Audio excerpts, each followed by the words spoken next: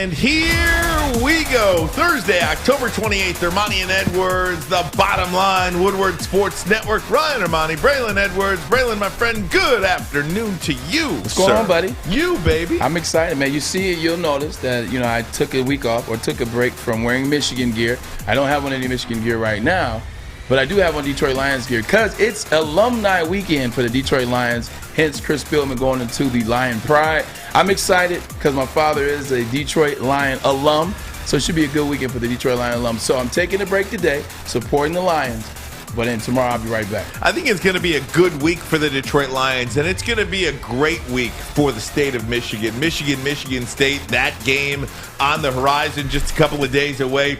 But before we get into it, I noticed something on your little table back here. What do you got over here? What do I need to know before the show starts?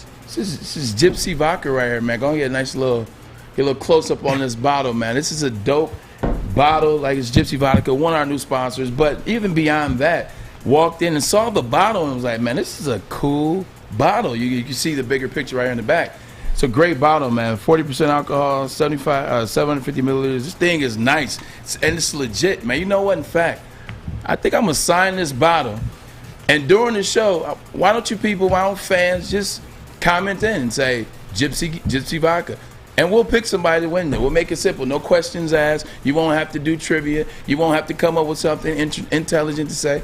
You just type in Gypsy vodka, and we'll pick one of these winners. I'm going to sign it right now so you guys can see. How about this? We'll go to the YouTube chat. If you are on YouTube, just chat the words Gypsy Vodka, and Braylon, at some point during the show, he'll go ahead and pick a winner, and we'll figure out how to get that bottle to you. Braylon Edwards signing. Does he have to be a Michigan fan? No. Okay, just absolutely checking. not. Just checking. Just be available to come grab the vodka. Look, can you hold it up with your autograph on it? The only fan they have to be is a fan of vodka. Braylon Edwards loves the Gypsy vodka. There it is, Don't man. say that he doesn't love it. I tried it, and you know what I'm saying? It didn't give me a headache. It gave me a good feeling. Gave you a good try boost. it. You'll like it.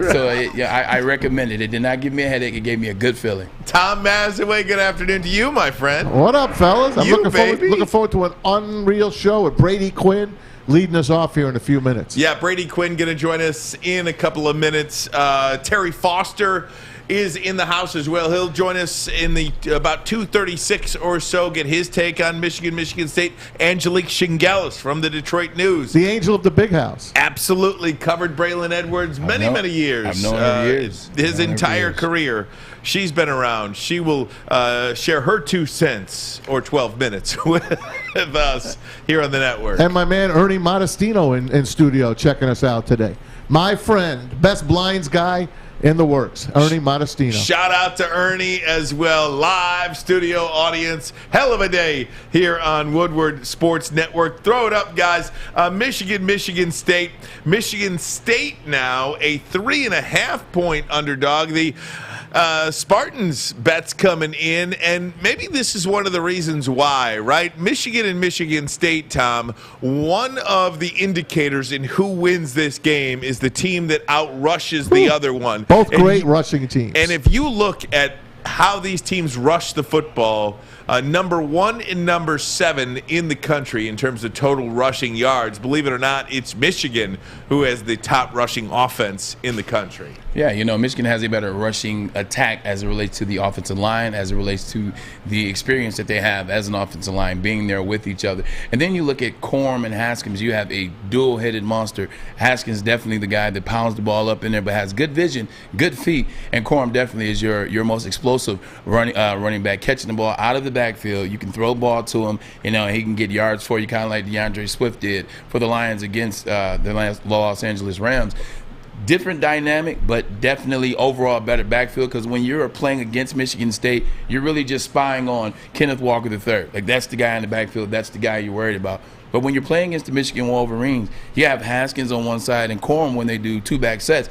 That's trouble because you're splitting your defense. Now guys are, is Haskins getting the ball? Is Corum getting the ball? Is Corum getting the ball out of the backfield? So I think that's why Michigan has the better all-around rush offense. but Kenneth Walker III is the better running back between the three, I believe. We talk so much about these offensive about these offensive skill players. We haven't mentioned both offensive lines. Just incredible through 2 months of the season, or almost 2 months of the season, really helping the rushing game. Speaking for the Michigan Wolverines anyway, I don't want to say shocked, but very surprised and very pleased at how well that offensive line has come together this year. I did not expect them to bully teams like they are bullying teams in the run game. Yeah, and it goes to both teams to talk about, and I'll get to the Michigan's offensive line. It talks about, they haven't played anybody. At the end of the day, what they're doing, the way they're playing efficiently, talking about that Michigan O-line, they are not allowing Cade McNamara to get touched. He's not getting touched. The running backs, they're allowing the running backs to get to that second level, that all powerful second level before they're getting touched sometimes. So they're imposing their will on the defensive line of the teams that they are playing, and they're playing at a high clip. So a lot of those games when they've taken out the starters and brought in the backups, they haven't taken out those offensive linemen. So they're getting those extra pays game after game after game. So offensive line really came together this year, and they really have been a driving force to why Michigan is 7-0 and why Cade McNamara doesn't get touched. No different for the Spartans, Maz. Michigan State bullying people up front as well. They are, man. But I want to say this: I've been hearing a lot now that Michigan State really hasn't had anybody rushing the passer like Michigan can rush the passer. So if I'm a Michigan State guy, I'm worrying about that. I'm worrying about, can I keep Peyton Thorne up and keep him in one piece? Because as we saw in 6 of the 7 wins, he's looked phenomenal. And Indiana got after him, and he did not look good. And they were jumping off sides. They were lining up off sides. They were using timeouts wrong. But the week off, I think, will help Michigan State this time more than it has helped Michigan in the past. I think Mel Tucker gets a week with them, works out the kinks, and they know what they're going to expect, because they're going to be coming after. They're going to be running after that green and white offense this week. You mentioned Mel Tucker, Maz. Want to get his thoughts on the rivalry. He spoke earlier this week, had this to say regarding the Michigan State rivalry. It's a big game, and we embrace it. I don't try to play down, any expectations or anything like that. I told the players this morning, and I've told them this before. When you have rivalry games like this, at the end of the day, ultimately your legacy and your reputation and really is a lot of it is formed by how you play and how you coach in these games. And so, that's the reality of the situation, which is a good thing, because not everyone has these opportunities to coach and play in these games. I'm telling you, man, dude, we mentioned it with your dad. Wake up, Braylon, wake up. I'm sorry, I fell asleep. The content was amazing. It was just the pace of the voice. Braylon, neither of these head coaches will wow you at the podium.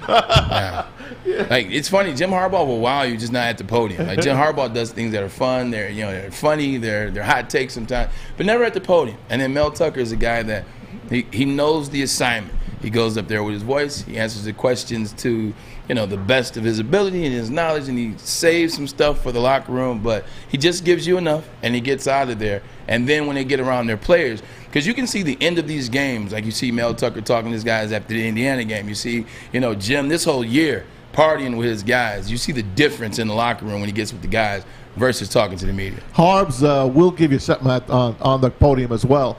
He'll give you those eyes. He just looks at you and he's inquisitive, and he's like looking at you. Yeah, okay. He's like answering your question, but then he takes a few seconds. He thinks. Yeah, he's got a way of answering the question. I'll tell you, he's dialed in this year better than he has been the first 6 years he's been here. I hope it works out if you're rooting for the Wolverines. It just seems like he better win, though. This isn't a shot at Coach Harbaugh in any way, shape, fashion, or form. It just seems like he's more into what the team is doing as a whole. It seemed like Carolina early on in his career, it was more about what he was building, what he was doing, it was a he type deal as opposed to the Wolverines. Now you look this year, it's about everybody. He's got everybody buying in, the new coaches, the players, you see it. It's a we thing, and it all is about the Black M. We'll talk Michigan State coming up with Brady Quinn momentarily. But, guys, I just want to jump around quickly if I can. World Series Game 2 last night. The Houston Astros get the win 7-2. I mean, you knew that was going to happen, right? Houston's not going to lay down. You did pick Atlanta. I did. Yeah, but we knew that they had the same type of bats as the Dodgers, and you see the Dodgers and the Braves. You see Dodgers had moments at times, like they were able to score 7th and 8th inning. They were able to score, had those big innings on the Braves. So we knew that it was possible, especially with Jose Altuve. You knew he wasn't going to strike out forever. You knew that Brantley was going to step up. And how about Carlos Correa? Like, he is always available in the postseason. 6 postseasons, 18 home runs, and .898 OPS. Second all-time, only to Albert Pujols. He's killing it in the postseason. Michael Brantley's a stud. He was a stud with the Indians. He's a stud with the Astros. That guy just hits. And I almost picked him as my saver MVP, but I had Correa as my saver MVP. 6 or 7 games? I still say 7. Yeah, I mean, this is a 6-7 game series, is it not? I won a bold 5 games yesterday, and that's going to come back. But you could be sticking to it. It's going to come back to bite me in the butt, but I'm still going to pick 5 games. I know the Braves are going to win, but I'm still sticking with 5. I'm not changing. Next 3 are in Atlanta starting tomorrow night. Speaking of 3, the Red Wings score 3 goals last night. Dylan Larkin gets the winner in Michigan overtime. I'm telling you, it's exciting. You're seeing some of the young kids play, and you see a direction. You see some excitement. This is fun. You're at least getting an indication that things are on the rise here. The players you were hearing about, you're hearing about now scoring and assisting and fighting.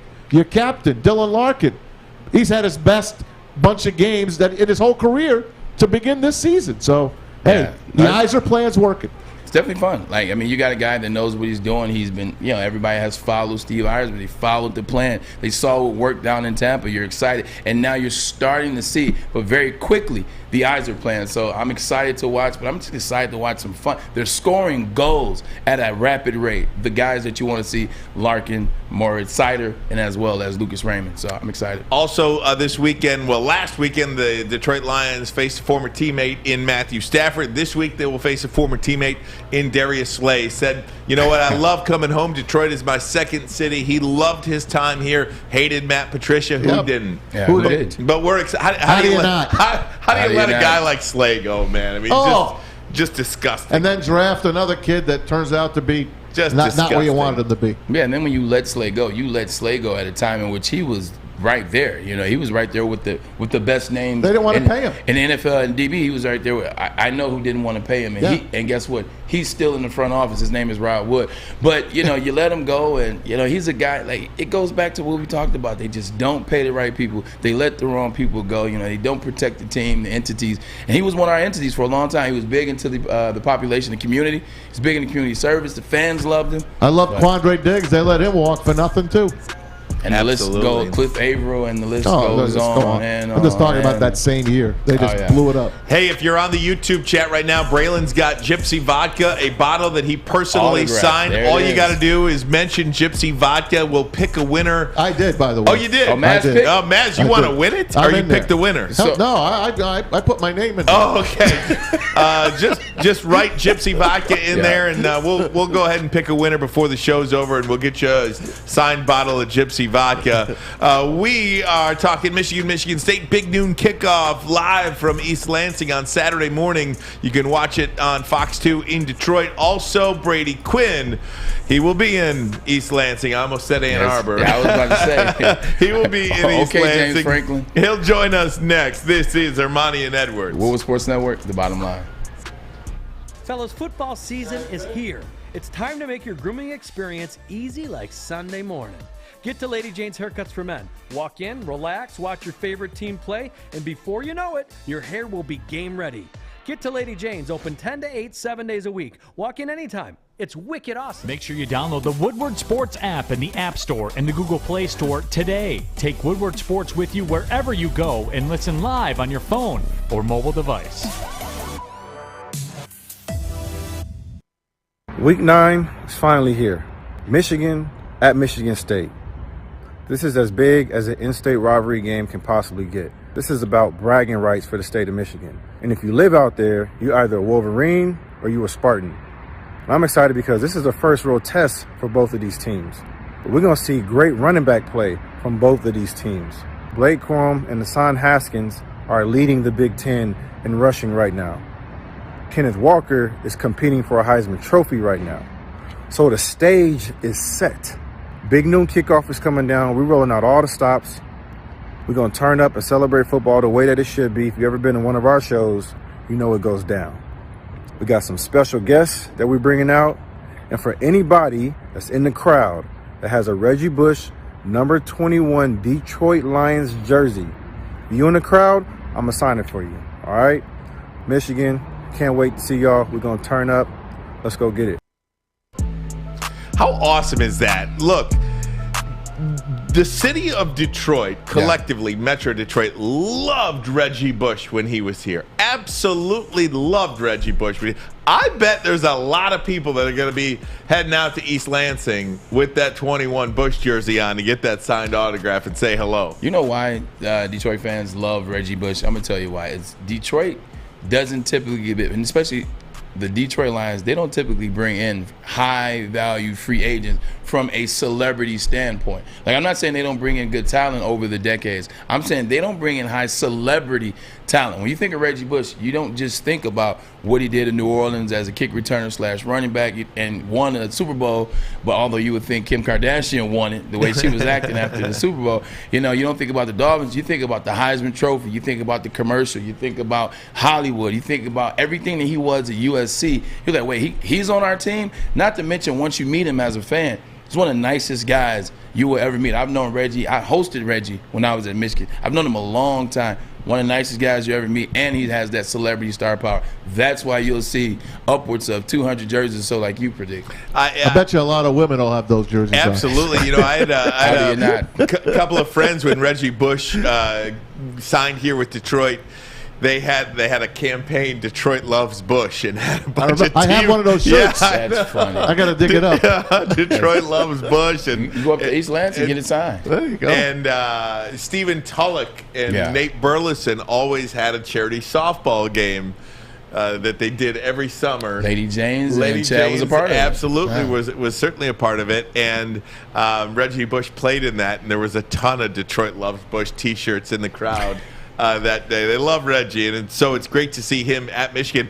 Don't believe he ever played at Michigan or Michigan State when he was at USC, though. Yeah, the West Coast doesn't really come out here like that. Especially USC, they're bougie. Like, you want to play them, you got to go. Although they did go to Columbus. They did go to Columbus, I think, when Barkley was playing. Don't forget the famous Bush Push in Notre Dame. No, that was Notre Dame, but that's a rivalry. That's a rivalry. That's a rivalry every year. We play Reggie Bush. In fact, it was at the Rose Bowl. The Rose Bowl, and that was his freshman year, and that's when he really was, like backing up Lindell White, and then he was doing a lot of slot work as well as wide receiver. He was so good. The whole defensive game plan centered around stopping him that we forgot that Mike Williams was going to be a top 10 pick, and you forgot how good Kerry Cobra was. Mike Williams had 90 yards. I think Kerry Cobra had 160 yards and 2 touchdowns. Reggie had 1 catch for a slant. But you saw what the defensive coordinator saw. It was explosive. Braylon, people forget how good Lindell White was in that. Lindell was a better running back in college than Reggie was. I think so, too. My goodness. It was a hoss. He was awesome, man. If Reggie Bush wasn't on that team, Lindell White could have won the Heisman himself. Without question. Because he would have got more touches, and he was a really, really, really, really, really, really, really good running back. And I hosted him at Michigan as well. Let's bring him in. He is a friend of Braylon Edwards and hopefully a friend of mine. Friend of the show. Mine too. Right, Maz. Everybody wants to be friends with Brady Quinn. Big Noon Kickoff. Big Noon Kickoff live from East Lansing on Saturday morning. Michigan State. Brady, how you doing, my friend? I'm doing well, guys. Thanks for having me on. Big weekend. I mean, you've got us there. You've got Game Day there. I know Barstool's going to be there. Pate Nation, Josh Pate, he's coming there doing his deal. I mean, everyone's going to be in East Lansing for Michigan State. I can't wait. You might have just talked me into coming up to East Lansing. I hadn't planned on coming up to East Lansing. That's rivalry town, but I don't know, man. I might have to put a mask on and come up there and surprise you.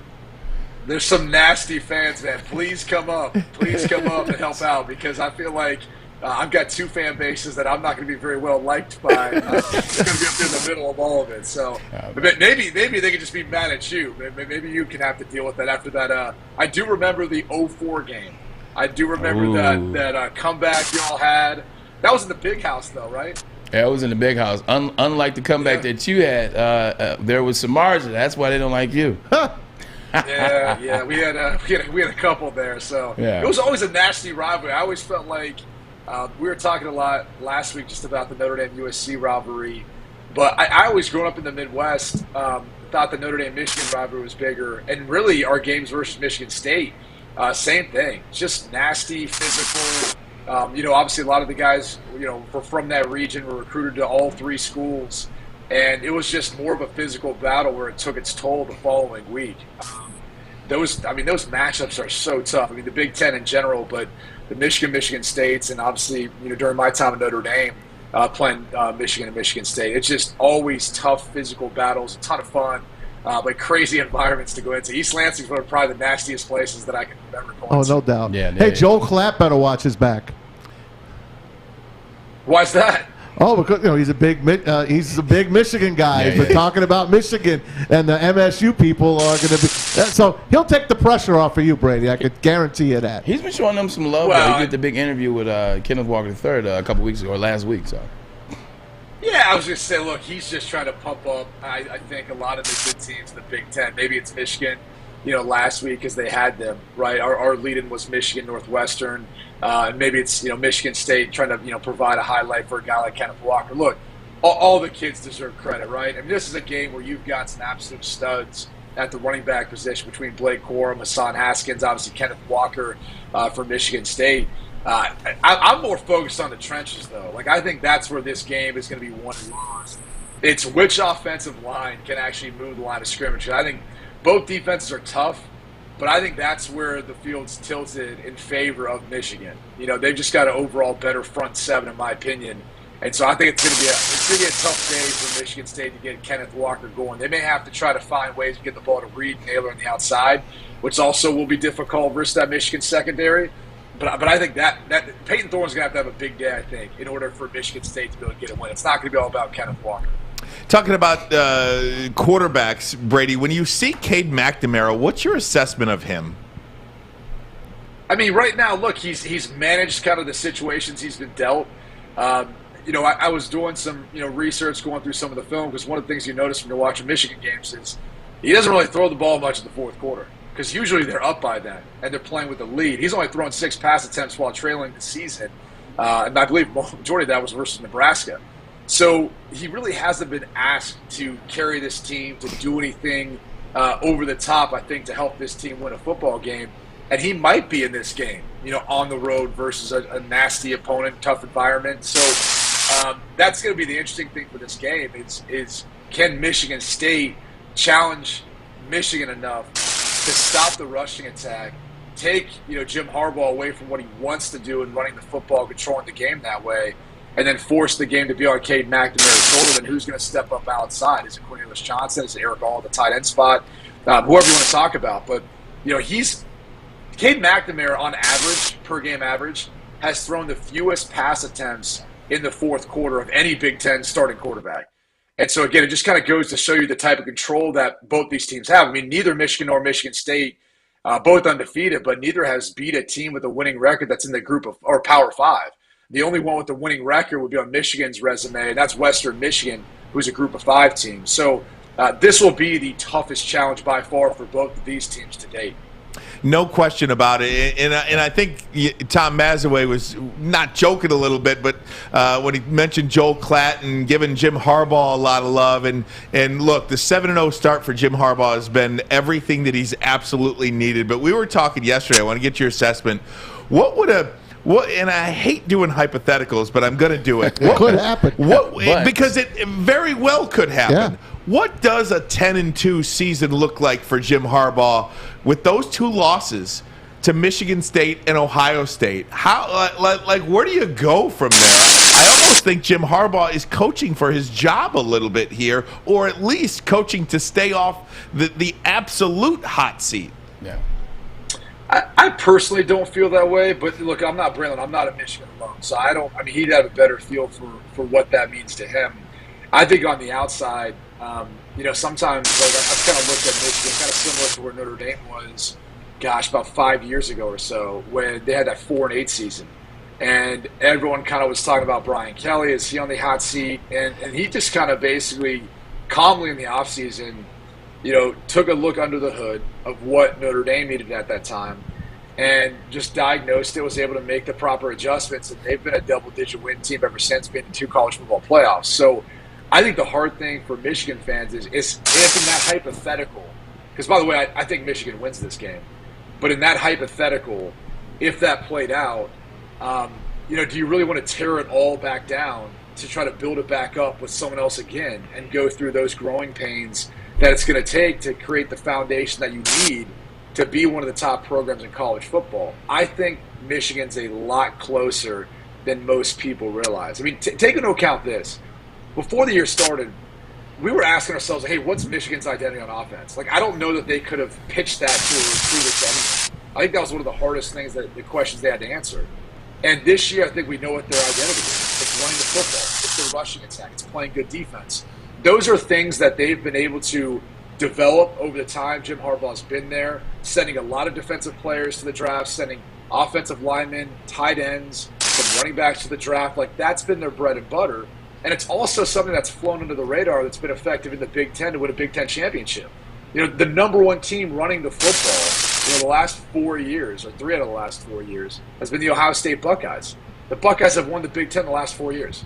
So if that's what it takes, is a good rushing attack, that defense, Michigan's got the formula right now. They just kind of have to stay on this path and then make sure that when they get to that game versus Ohio State, that formula works out for them. I don't think they want to get in a shootout with Ohio State, at least the way they look now after that early loss to Oregon. But that's the thing that I think Michigan has right now. They found their identity and they found their formula, and I think it's going to work this week. Definitely found their identity, Brady. Definitely found their formula. Don't forget, though, Aiden Hutchinson leaves next year or at the end of the season, so that will be a big piece to replace. But I agree with you. I'm going to take you big picture, and I'm going to get you out of here. I won't hold you too long. Big picture. Playoff right now. Who's your 4 and why? Well, with obviously two, you don't have to tell me why. We have you here. We got to get you on, man. Committee starts next weekend. Come on, man. All right, because it's always controversial. Like everyone, like Bob Stoops gets mad about this because look, I think Oklahoma's an imposter. All right, I don't think. Thank you. Thank you. They've been better. They've been better since Caleb Williams took over. Williams, but right? Come on, bro. They're not a top 4 team. Come on, bro. And by the way, the most overrated team might be Oregon. They're the only team ranked in the top 25 this week in the Pac-12. Like, they're an afterthought. I work with Matt and Reggie. They keep trying. Well, Oregon. I'm like, dude, get out of here. Like, that's a weak conference. They beat Ohio State. Yeah, and I think if they played now, Ohio State would whoop up on them. So it's. I get that. Everyone's going to have that argument, and that argument's going to be there come time to decide, especially if Ohio State won the Big Ten. But there's too much football to be played in the Big Ten East before we want to get into that argument. If I had to say my top 4 teams right now, and this is just based on eye test how they look, Georgia is the number 1 team in my opinion. They're ranked number 1 for a reason, but they look to be the most solid all the way around. Even though the quarterback's kind of a big question mark in my mind. Look, I love Bryce Young. I think he is a difference maker. He's probably going to win the Heisman at Bama. I know they stumbled, but I still think they're the second best team right now. And I think that SEC championship game is going to be something where they might even end up. They're going to win it all. First loss. Yeah, I think they will too. Yeah. I got to give Cincinnati credit. I think they built up equity with me last year, going undefeated. This year, so far undefeated. They beat Notre Dame handily, taking advantage of Notre Dame's mistakes. So they'd be in that top 4 right now. And then I'd say, look, Ohio State. And I put them in there over Michigan State only because, like, I've got that age-old adage in my head. In order to, be the champ, you got to beat the champ. So I know they lost to Oregon, but they haven't lost in conference play. Yeah. So until someone dethrones Ohio State, I'm putting them in there as part of that. Their offense is as explosive as you'll find, and the defense has come around a little bit, even though I do think Michigan's rushing attack will definitely test their ability to stop the run, because we saw that as the pivotal weakness versus Oregon. I agree with everything you said there. Michigan is right there at 5. They're right there knocking It'll on the play door itself at 5. out. It'll play itself I out agree as it with everything you always said. does. Only thing is I do would too. take Cincinnati out and put Oregon in because at the end of the day, they beat Ohio State in Ohio State, and they didn't have Thibodeau. I just said it right now. It'll play If they itself played out. each other, I agree with you, Ohio State. Maz, Hey, and here's another hot take. Aiden Hutchinson is a better rusher off the edge than Kayvon Thibodeau, all right? I see Aiden create more havoc, more teams paying more attention to him than Thibodeau this year. And then, by the way, that's going up against lesser offensive line, all right? Lesser teams in the Pac-12. I'm just saying, he's got a lot of hype around him. I'm not buying into that quite as much. I've seen Aiden Hutchinson impact games a lot more. You heard it here. with the first pick in the 2022 NFL Draft, the Detroit Lions select Aiden Hutchinson. How about that, Maz? I would take it. That'd be fun, Maz, man. quick Yeah, that would one. be Quick Brady, one. here's quick, man. Mel Tucker doing a hell of a job. MSU's playing. They're playing with house money. They're supposed to win 4 games this year. Now they're undefeated, 7-0. Now there's talk he might go somewhere else, maybe LSU. What's your take on him? And also James Franklin. What's your talk on him? Is he nuts or what's going on in James Franklin's world? I mean, they lost to Illinois in, 9 overtimes? I mean, that might make you go a little bit crazy, especially the following week. It's hard to get out of your head. That's why maybe he still thinks they're playing Illinois this week. Mel Tucker's done an unbelievable job. And Braylon and I were there with him in Cleveland. I think, I can't speak for Braylon, but from my time being around Mel, he's a stand-up guy. He cares about his players, the development of those young men. And so I'm not surprised by the turnaround. A 2-win team last year now to being undefeated and ranked inside the top 10. It's not surprising knowing the man. In regards to what he's done from a coaching standpoint, I got to be honest with you. I think he's kind of revolutionized now how coaches look at building their rosters in college. He's got 20 freshmen he brought on there, about 20 transfers. That's 40 players. That's about half, your scholarships, right, on any given college football team. And they're having success doing it. And so in 1 year's time, you can make that sort of dramatic turnaround. That's going to put more pressure on other head coaches out there in college football, because with the ability to recruit other rosters, kids who aren't playing, 3-star, 4-star, 5-star players that might be unhappy, that's out there now. I mean, Michigan State and Mel Tucker have kind of provided that blueprint. So he's obviously up for Coach of the Year, as he should be. He's been phenomenal. As far as all those jobs potentially out there, it's really up to him. I mean, he's got an NFL pedigree. I wouldn't be shocked if maybe an NFL team doesn't come knocking on his door, and maybe he wouldn't want to do that. So, I'm not sure if LSU is the right fit for him. It could be. That's up for him to make that decision.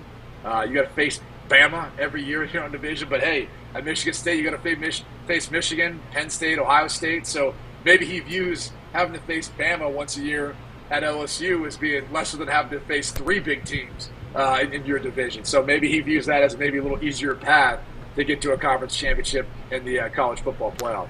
Brady Quinn and the gang going to be in East Lansing broadcasting live, Big 10 noon. a.m. to noon. Big noon kickoff. Michigan and Michigan State unbeaten in the top 10. First time since 1964 since that happened. Brady, we certainly appreciate your time here once again on Woodward Sports. Thanks so much for the support and everything you do for us. We appreciate it, Thanks, my man. Brady. Thanks for having me, guys. Hey, Braylon, come save me, man. Come up to East Lansing. I'll come up there just to see you, man. I come and hang out, man. He needs a I know we're costume. coming to Ann Arbor. We're coming to Ann Arbor for Ohio State, Michigan. So I'm seeing you then, but I need some help now in East Lansing. Help me out, man. I promise you, if I come up there, I won't wear this Lions stuff. I'll wear some brown stuff. This is just for Lions alumni weekend, and my dad's an alum, so I'm supporting. Brady, if he does wear the Lions gear, I'm hearing that Reggie Bush is signing every Lions 21 Reggie Bush jersey that he sees, so maybe Braylon could get something signed for us. There you go. I'll come back with another signed bottle of Gypsy for by Reggie Bush. Thanks, Brady. We appreciate it, man. All right, Brady. Thanks, guys. All right, guys, we're going to get a break. I'm way over. We'll get a break. Come right back. This is Ermanni and Edwards. Woodward Sports Network, the bottom line. Tony is a third-generation logger that has a simple, practical approach to life and work. That's why his Coast DX342 knife is perfect for him. The stainless steel blade is rust-resistant and made for all-weather use.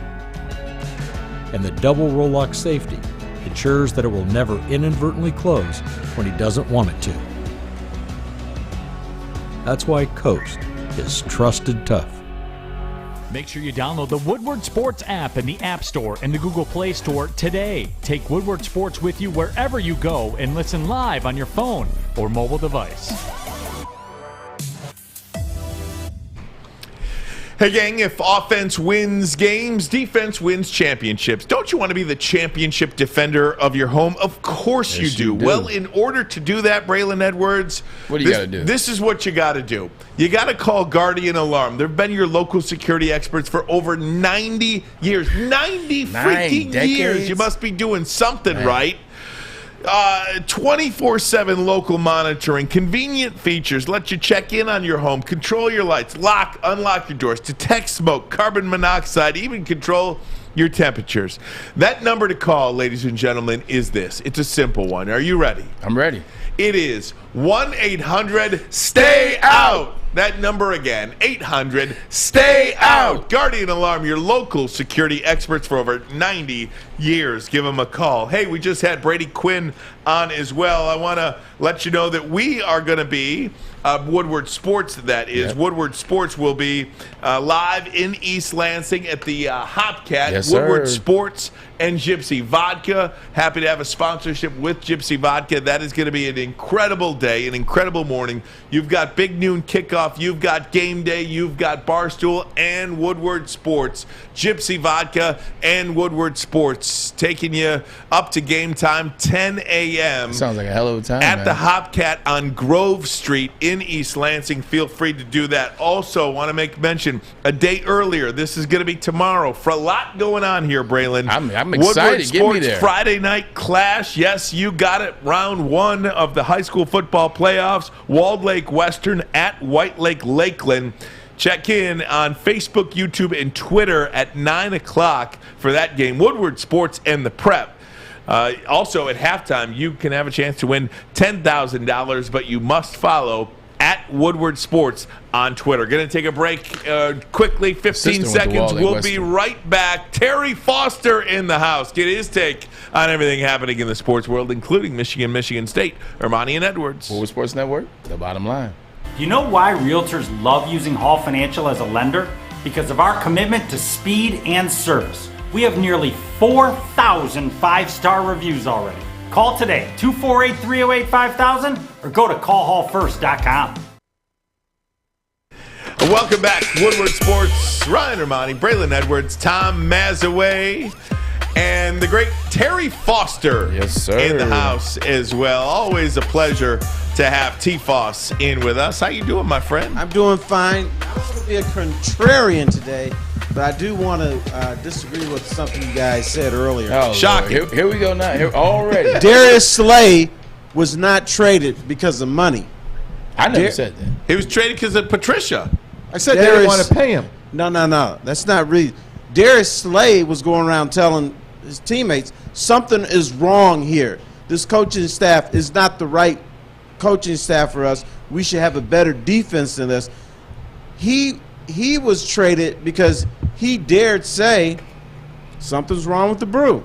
So that's what the Lions do. If a player speaks out against the organization or the coaches, they don't say, hey, you know what? Let's listen to this guy and see if we can make things better. They just get rid of him. That's what the Lions do. And that's what they did with Darius Slay. It's very sad. And they not only did they do that with Slay, Braylon, but and the name is escaping me. I'm not very good. The safety in Seattle right now. Quandre Diggs. Quandre Diggs. Yes. I mean, Same Quandre thing. Diggs is having a Pro Bowl year, and they ship him out. Yeah, man, it's one of those things where it's tough when you're in bad spots and you know you're in bad spots. As players, you pretty much fans think players have more clout, more pull than they do, unless you're an Aaron Rodgers type guy, unless you're a Tom Brady type guy, J.J. Watt, who we'll talk about later. But J.J. Watt, when he was in his prime and Houston type guy, you don't have that clout. So you literally have to develop these groups, in which is you and maybe 5, 6 other players that are key name, big name players on a team, and keep that information within yourselves, and then you develop a relationship with the owner himself and be able to tell him things, or maybe it's the GM, but doesn't happen often, and this is what happened when it does. Guys get shipped out. Jim Caldwell had that team ready to go. I mean, they were winning with him. 9-7 wasn't good enough. So those idiots come in and cost us a bunch of years. So let's count the 3 years they were here as wasted years. Now add 5 more years on top of what they've done to this team. And Matt So it's Millen an does. So it's an 8-year. 8 years they cost the Lions and their fans. Do you know what the 8 Lions' years. record is since they got rid of Caldwell? I can only imagine. 14-40-1. Yeah. You know, the thing 9 about and 7 is a little not, bit better than not that. to get crazy here and do the revisionist history with Jim Caldwell. Jim Caldwell was a really good coach and probably the best coach in Lions history. Most loved, that's for sure. Loved. However, yes, there is however. There is a however. Mm-hmm. It was not good enough with Jim Caldwell. Now, Matt Patricia and Bob Quinn weren't the right guys. Right. But 1-7 against winning teams is not good. The Lions were 9-7 in that final year of Jim Caldwell. All 7 losses came against teams with winning records. They were 1-7 that year. Under Jim Caldwell, they were 4-23 or 5-23. Forgive the number there. Yeah. But it was really bad in terms of winning teams against the Lions. So I don't mind the decision to get rid of Jim Caldwell. I mind the decision to take them over the next level with Matt Patricia and Bob Quinn. God, were they bad. Yeah. Here's what I find interesting. The Lions at 9-7 normally like, hey, that's a great year. All of a sudden they get a brother as the coach, 9-7. All of a sudden it's not good enough. Yeah, Don't give me that. I don't know. I mean, how long can you go? They are bad. They have had 18 of the last 22 years have had losing records. I mean, do you think they are you saying they fired Jim Caldwell because he was black? I just found it interesting that all of a sudden this putrid organization, when a brother goes 9-7 for the first time in history, 9-7 is not good enough. Yeah. That's it. First time in history. That was gross. You know, it's easy not to look at it that way when it doesn't affect you, but it affects, and you look and you're like 9-7. Wow, now Jim Caldwell's gone. Meanwhile, we've let a lot more go for less. So I actually agree with him. It is interesting. It makes you wonder, was that a factor? On the other side of that, he hasn't been hired as a head coach since, and of course he got sick, had to step away from the game a little. I know he was with the Dolphins for a while. We all love Jim Caldwell here. Don't get me wrong. But he wasn't the greatest in-game manager.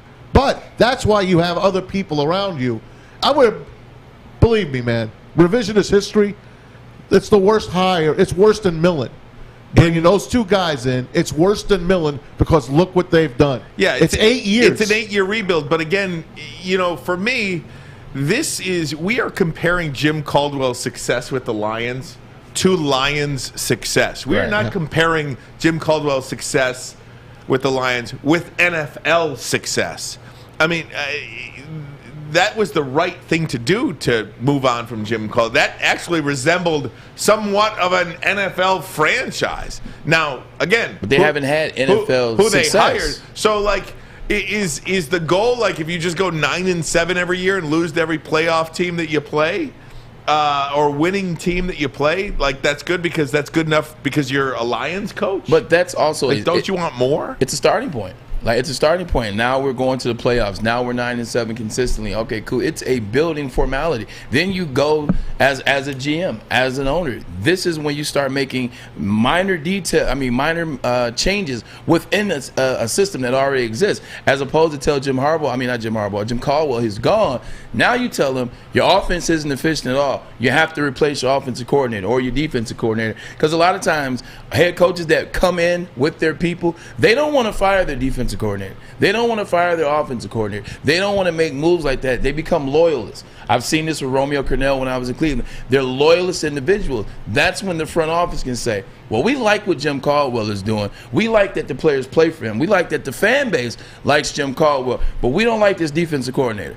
We don't like this offensive coordinator. And you can make some. I'm just saying that could have been a way to go. I would have tweaked it. Yeah. I would have tweaked it. They tweaked it the wrong way. Yeah, they tweaked it the wrong way.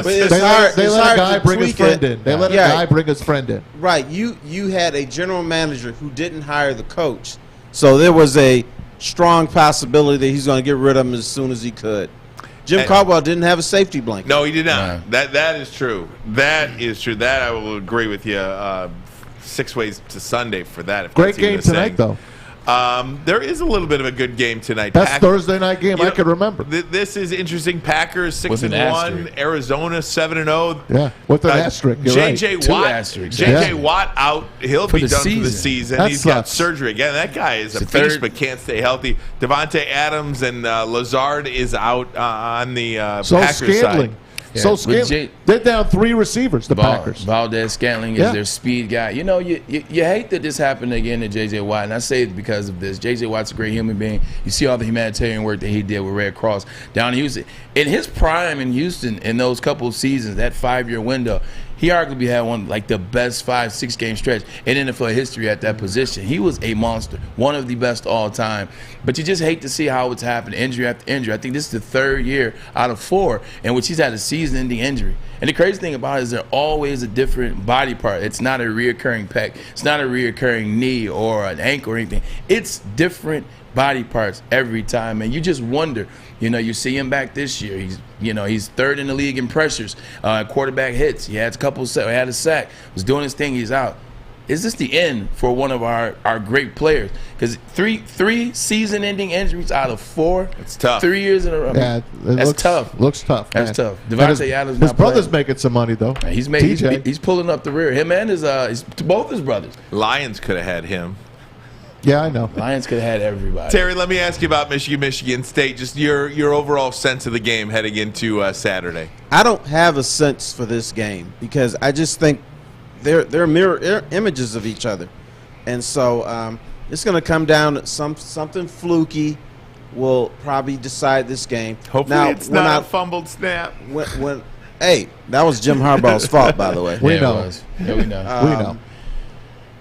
It could be the fumbled snap or fumbled Nah, something. don't put that out there. But slightly, Michigan looks a little bit better than Michigan State on the field. But in years past, Michigan has looked better than Michigan State on the field. But when they get on the same field, Michigan State pops them in the face. So I think this game is more important to Michigan. Heck yeah, it is. Because I think if Michigan loses and Jim Harbaugh loses a second time to Mel Tucker, who's been there for 2 years, you got to start looking at, okay, is this the right guy? You need to start getting your little search committee going and see if you need to hire another coach. Yeah, it does. Now a non-Michigan guy. And now you need 3 years just to have a winning record against Mel Tucker if he stays. The interesting thing about it is if you stack both of them up, you look at Michigan, who they play, and how they play. You look at Michigan State and who they play. Neither have had that game against an opponent that is good, that you know is good, that it can bring it at every angle, be defense, be offense. So you're still wondering, like, where is the team's true weakness? What is the team's really about? Like, that's the interesting thing going into this game is I'm watching, like, yes, I question Michigan State's secondary, and I have been doing so all season. I question Michigan's wide receivers and some of the play calling sometimes by Gaddis, but I don't know, are they going to turn it on when they play Michigan State? Are they waiting to play at Penn State? So that's why these games are interesting. And Michigan State, the same thing. Like, they haven't had that game against the opponent. We thought it would be Miami. You see that Miami is trash. Michigan thought it was going to be Washington. You see that Washington is trash. This is the first game in which they both are playing a team that you know is good. Without question. It's going to be interesting. That first half is going to tell you a lot, and it's going to be a heck of a first half, and I'm very excited to see it from both parts. Right, and both teams had teetered Yeah. at some point this season where you're like, they're not going to win this game. 100%. Some way, somehow, they managed to do it. Terry, if he loses this game, Harbaugh, they're going to lose Ohio State. He can't come back. He can't come back next year. It's a hard sell. You can't have him back. It is, but who makes that decision? Ward Manuel and the president. I think they do want him back. You know, One more year. I think they will start. You were just talking swinging about one Jim more year. Caldwell. He can't beat a winning team. How about this guy? He Dude, can't beat the two rivals. Look, you are preaching to the choir here, Maz. I'm sitting here saying, what did I say yesterday? I know. You did. I said you got to You've move been on saying from it all him. year. You said it all year. You cannot continue to have Jim Harbaugh be your coach if he cannot beat Michigan State and Ohio State. It cannot happen. If you don't beat Ohio State, forget about Michigan State. No. Listen to me. Okay, you got to beat Michigan State. But what I'm saying is, if you can't beat Ohio State this year at home with a freshman quarterback when are you going to beat Ohio State? What with the old Jim Leland phrase? When are you going to run into one? Everybody runs into one here and there. What, can't you run into one? Like, run into one. If it happened like that in terms of if they lose to Michigan State this Saturday, they will definitely double back and lose to Ohio State. If that happens, and they keep Jim Harbaugh because they lowered his contract significantly, so that's always on the table. It just will let you know if they keep him. Just let you know what they feel about Michigan football. You know what? Hey, we'll just put what we think to be decent out there. If it winning doesn't work, secondary. Exactly. Like, I don't know, man. It's one of those Terry, things. got any parting words for us? Any hot takes? I think I gave a hot take. If Michigan loses, you need to look at get a search committee going and look at a new coach. Maybe Jim Caldwell. He can come back. We'll he can cover. hey. Well, you know what the silly thing is you hear Michigan fans, well, there's nobody else that can coach Michigan. That's baloney. That is a bunch of crap. Now I probably couldn't give you a name, but I got good news for you. You know what? It's not my job to pick Michigan's next coach. That's Ward Manuel's job, and he should have it every single day, or at least weekly or monthly, an updated list on what guys he wants to bring in just in case. That being said, I do think Michigan wins this weekend, and this is all for naught now. Brady Quinn likes him. I do. There you go. Everybody likes Vegas, him. Everybody likes Michigan this week, right? Yeah, right. Of course. I love them all, man. The great Terry Foster. How about Cade Cunningham? No, I'm kidding. We got to get a break. Guys, I want to take this conversation to a serious note before we hit to Angelique Chengelis at 3 o'clock. Hockey, Blackhawks, it is a big deal. Bombshell going on with the Blackhawks in a sexual assault investigation that didn't take place that now is out and is taking place. A lot to get to regarding the Blackhawks. Man, we'll do it tough. next. Ermanni and Edwards. Woodward Sports Network, the bottom line. I'm looking to bring on another HVAC tech right now. We are recruiting 5 to 10 techs a month. We're looking to grow and expand. Every new tech we hire is from Northwestern Tech. The hands-on training is fantastic. They're always my first call. We love hiring Northwestern Tech grads. They come out trained and ready to work. Our program is only 10 and a half months, and our next classes are starting soon. So why wait? I'm looking to hire a graduate of Northwestern Tech. Northwestern Tech. Northwestern Tech.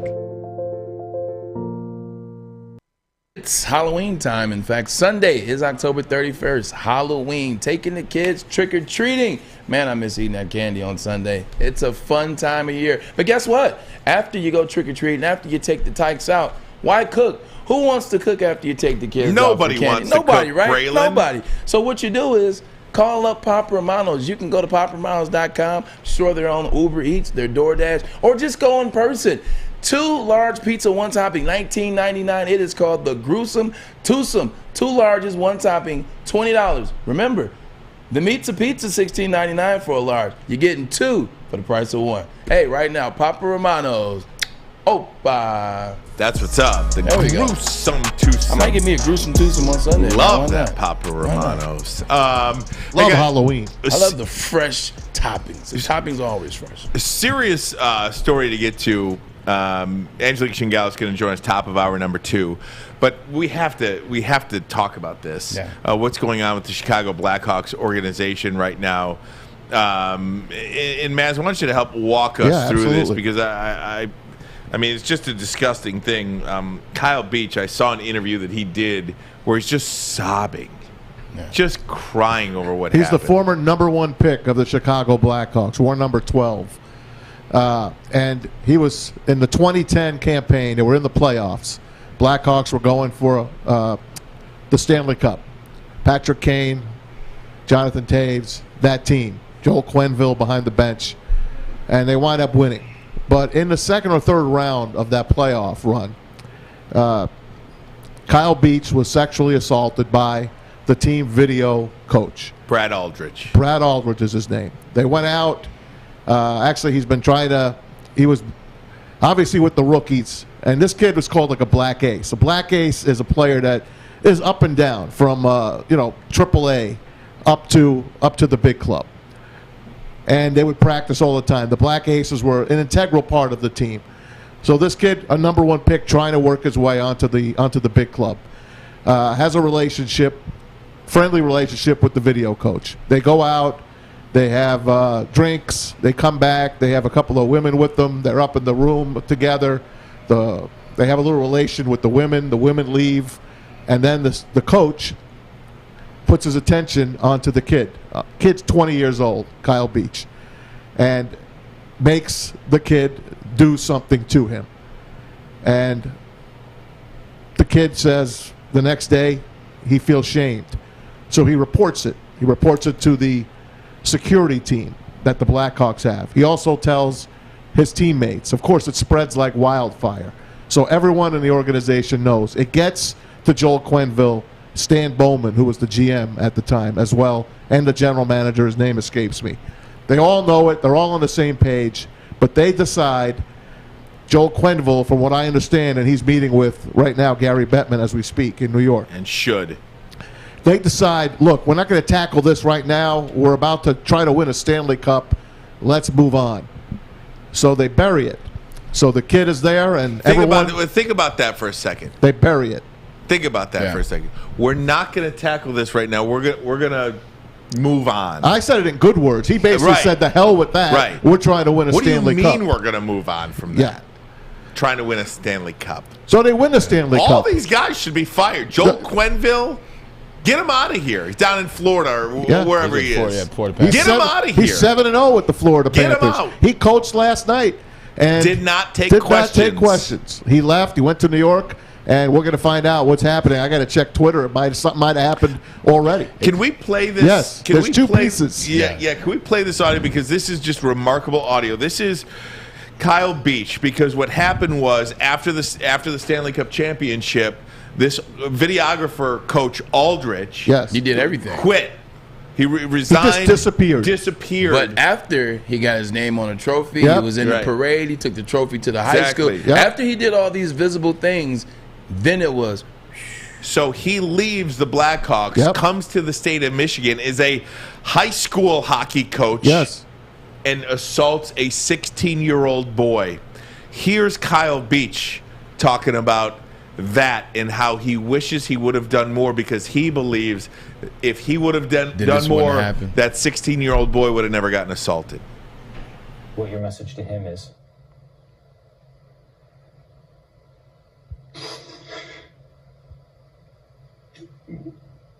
I'm sorry.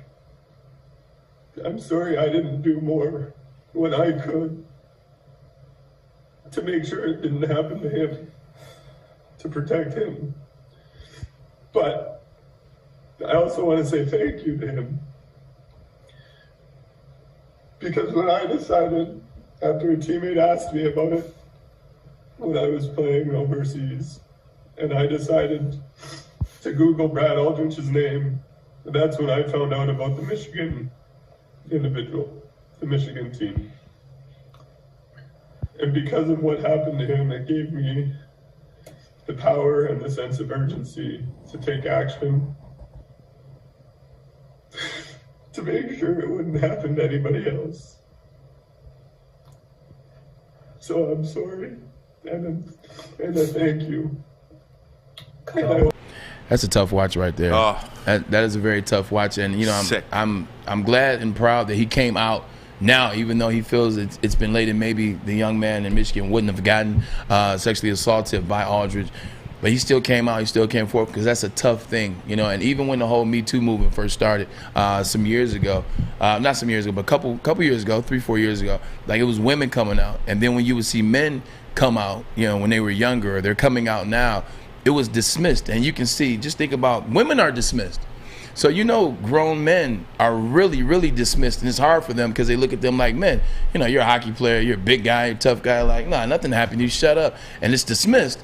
So just imagine back then when it happened, 10 years ago, really was dismissed. And he goes and, and he's dismissed, and he doesn't want to talk, he's embarrassed, he's confused about whatever. It's just tough. It's tough to watch, and I'm glad that he was able to come out now, because maybe he'll help other people come out. There's one more soundbite I want you to hear from Kyle Beach regarding Brad Aldrich. Here's what he thinks about that guy now. After management was told about what had happened, Brad Aldrich remained with the team for weeks. What was that like, watching him on a daily basis interact with the team, seeing him at the at the parade, getting a Stanley Cup ring, later that summer, having a day with a Stanley Cup? To be honest, Rick, I think the only way I can describe it is that I felt sick. I felt sick to my stomach. I reported this, and I was made aware that it made it all the way up the chain of command by Doc Gary, and nothing happened. It was like his life was the same as it was the day before, the same every day. And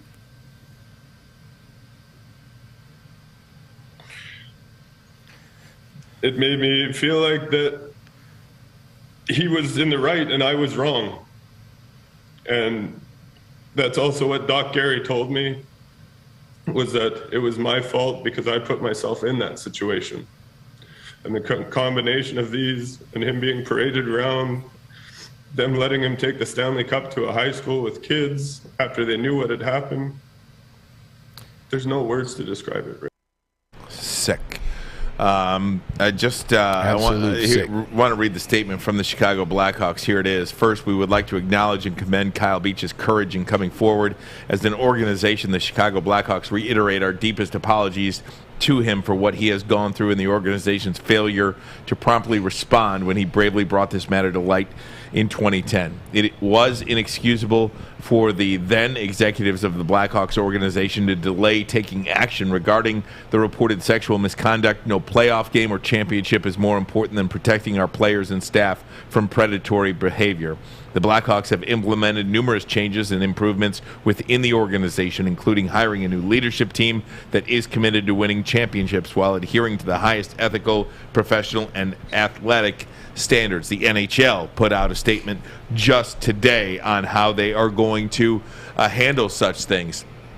This is courtesy of Emily Kaplan, fostering a safe and inclusive culture. Per a copy that she saw, all league personnel and players, quote, are required to immediately report to Gary Bettman or Bill Daly conduct that is clearly inappropriate, unlawful, or demonstrably abusive. So you go right to the top.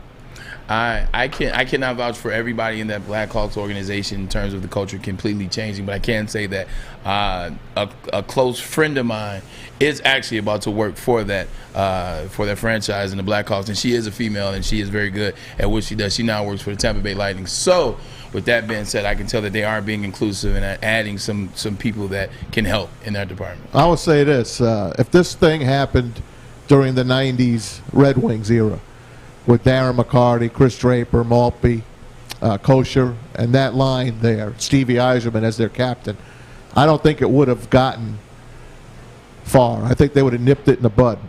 I believe that's the hope. I believe Patrick Kane, the captain, Jonathan Taves, the assistant, the alternate, the big names of the Blackhawks, Joel Quenneville, they could have handled this. And I still think they could have won the Stanley Cup. I think they might have been even more united in that. Instead, they turned their back on this kid and haven't talked to him in all these years. And Taves and Kane are still on the team. They should be cut. They should be cut today. They should be released. Joel Quenneville should be fired or suspended indefinitely. Until I don't think there's any more evidence that could come out. The guy was there, and the guy said, "We're putting this on the side right now." Yeah. They turned their back on this kid, 20-year-old kid, ruined his career. He's playing in Germany. Ruined his life. Forget his career. I'm sorry, I didn't mean that. Yeah, he's in Germany playing, not in the NHL, but in Germany. Yeah. They turned their back on him. These were the faces of the Blackhawks. I believe if they would have suspended Aldrich then, he's suspended. Away from the team, they could have still won the Stanley Cup, saved face, and saved that kid's life. And I mean, thank God he's okay, and he's moving forward. But Kane and Taves should be ashamed of themselves. They should be off that team. Going back, I think we're hopeful that that's how those mid-'90s, late '90s Red Wings teams would have handled it. But at the end of the day, this is unprecedented territory in terms of what was going on. Like, I don't know what the correct term for. I mean, you can call it I guess, same sex or type of whatever that was going on, but and it wouldn't meld. So you have that in Chicago. They didn't know how to handle it, and the way they did it was terrible. The way they did it was terrible, but that wasn't. You don't in the early '90s and trying to find a way to preface and say it, but that stuff was never heard of kind of sort of. It's incredible, stuff. man. Yeah. It's incredible. It's a story we're going to keep an eye on. We're going to talk to Angelique Chengelis when we come back. Ermanni and Edwards. Woodward Sports Network, the bottom line. Make sure you download the Woodward Sports app in the App Store and the Google Play Store today. Take Woodward Sports with you wherever you go and listen live on your phone or mobile device. Dying to get your hands on Papa Romano's gruesome twosome. This spectacular deal gets you 2 large one-topping pizzas for a limited time for $19.99. Order now at paparomanos.com. Hey, everybody, it's Maz for our studio sponsor, MyBookie.ag. You can get them at MyBookie.com as well. What is a lock? I'll tell you what a lock is. It's a bet that can't lose, and MyBookie is giving you one. How about tomorrow night? Place a bet on either team between the Mavericks and the Nuggets, NBA action. If one of them scores, you win. That's right. As soon as there's a basket, you win. There's never been a 0-0 tie in the NBA. Let me check. Guys, have there been an NBA 0-0 tie? Never. Zero time. So that's a lock, right? That is a Maybe lock. when Naismith first Not only got that, take your winnings on Friday and bet on Saturday. You can wake up, throw down on the UFC 267. MyBookie is giving users a $100 risk-free wager on the light heavyweight championship. Don't wait. Go to MyBookie.com right now. Use the promo code Woodward and double your first deposit. That's promo code Woodward. MyBookie.com. Bet anything, anytime, anywhere with MyBookie. You got an gambling problem? 800-270-7117. Hour number 2 of the program, Ermanni and Edwards, Tom Mazawey, the bottom line, Yes, Woodward Sports Network. Let's have some fun, shall we? Let's get back and talk about the gridiron and all things happening for Michigan State. To help us do that, let's do so. I mean, clearly our favorite person in the world, Angelique Chengelis. It is everybody's favorite. Oh my gosh, I cannot believe we're finally talking to Angelique. My goodness, thanks for the time, Angelique. Ryan, I watch the show. You say that to everybody. Well, no, not everybody. Very few people. But I do appreciate the time because obviously what we're doing here at Woodward Sports is a little different.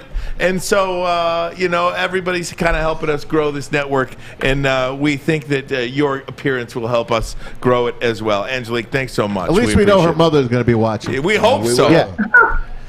Been quite a minute. How you doing over there, Angelique? Hey, Braylon. Good. I was thinking about coming on and thinking about your game, I call it.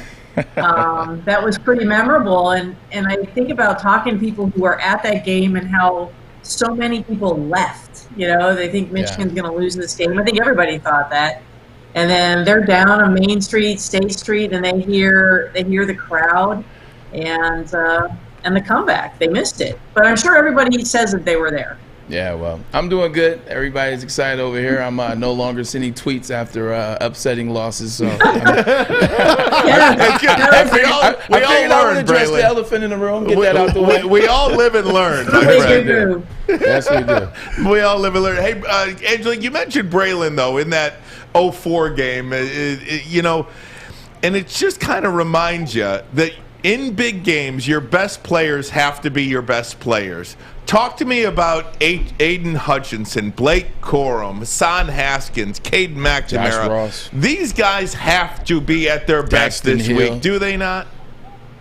Yeah, they absolutely do. And I hear, Braylon's mentioning the defensive guys. He's highlighting them. Obviously, Hassan Haskins and Blake Corum have to be where they've been all season. I mean, they are carrying this offense. But, you go into this team and you look at Michigan State and the quick strike ability, and they've got Kenneth Walker, they've got the receivers, they've got Peyton Thorne, who's been doing what he's been doing.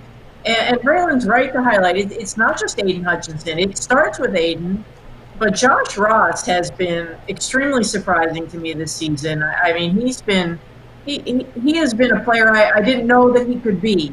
And Daxton Hill too. And he's had a couple interceptions, not turnovers. He's picked off a couple passes. in 2 of the last 3 games, and then they get one from DJ Turner last week against Northwestern. So those are the names I think you're obviously going to hear Hassan and Blake Corum's names, but those are the guys I think you're going to be focused on Saturday.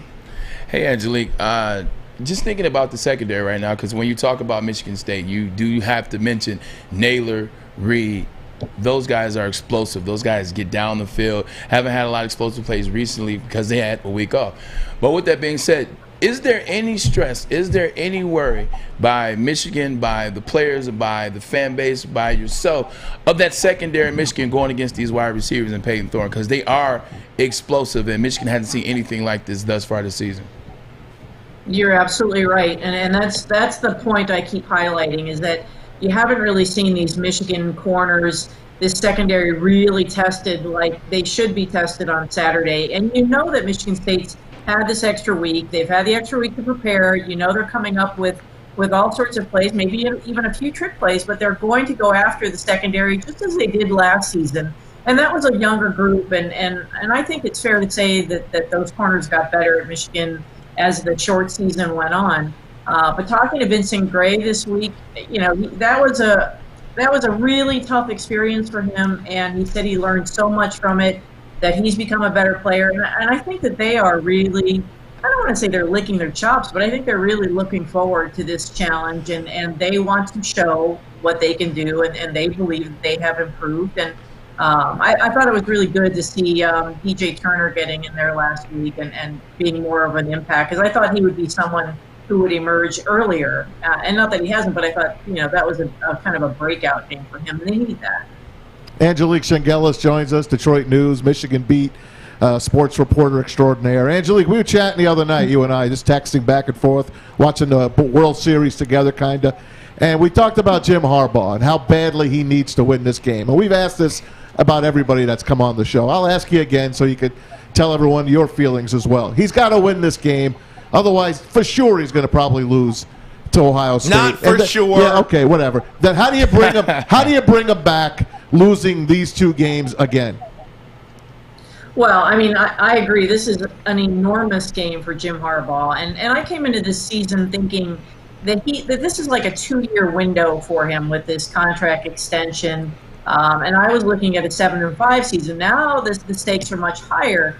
And he did push all his chips in with this new staff for the most part, bringing in some guys like Mike Hart and Ron Bellamy that this staff sorely needed and probably should have gone that direction earlier.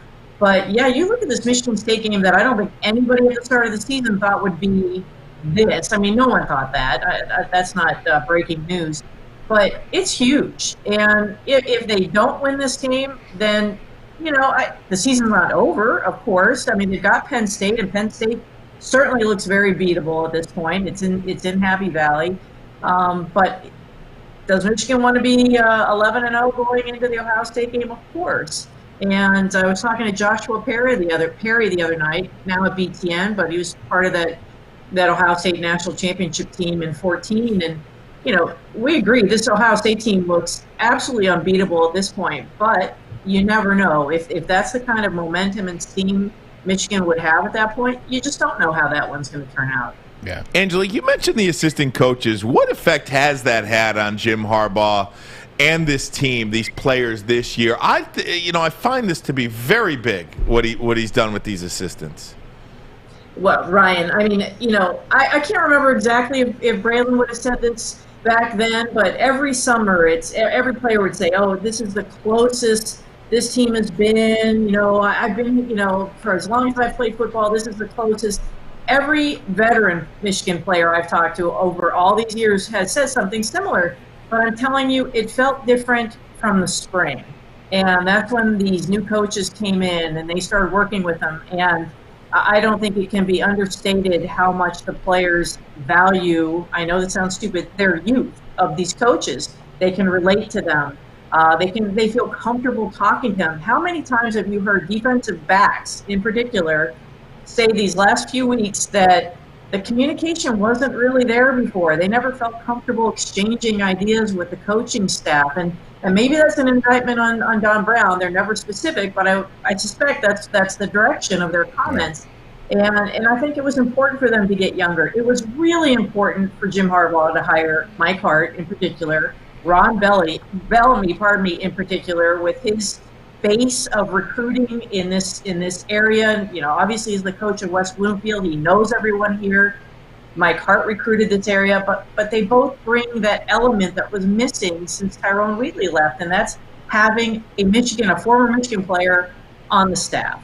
And I thought it was very important to bring in Mike Hart to coach running backs. I think that's one position where you need someone who played the position, coaching the position.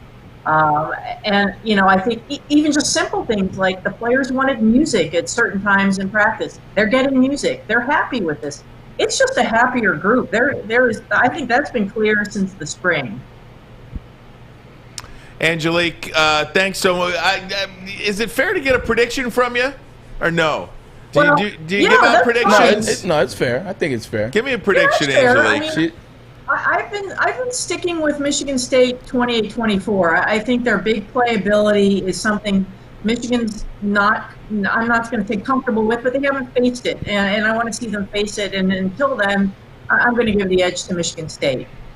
Yeah, you know, and it's hard not look. I still don't have a good feeling. I mean, I don't want to say a good feeling, but just a feeling about how I think this game is going to go. It's a total coin flip to me. But it goes back to what you said as well. Like when someone says Michigan State, you don't get mad because you're like, yo, I can see that. I can see it. If someone says Michigan, you're like, you know what, I can see that. So this is one of those interesting games where everybody's right now.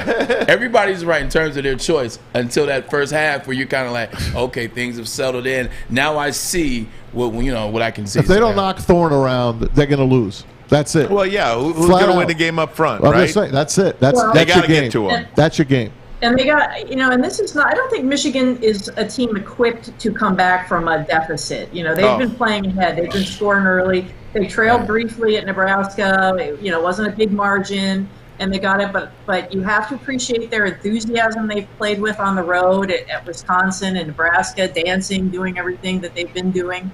But yeah, I think this is if they get down, big early, I think this is going to be a tough one for them. Is that J.J. McCarthy time? I was just going to say, Angelique, before we let you out of here, I knew honestly, I was surprised I have to ask you.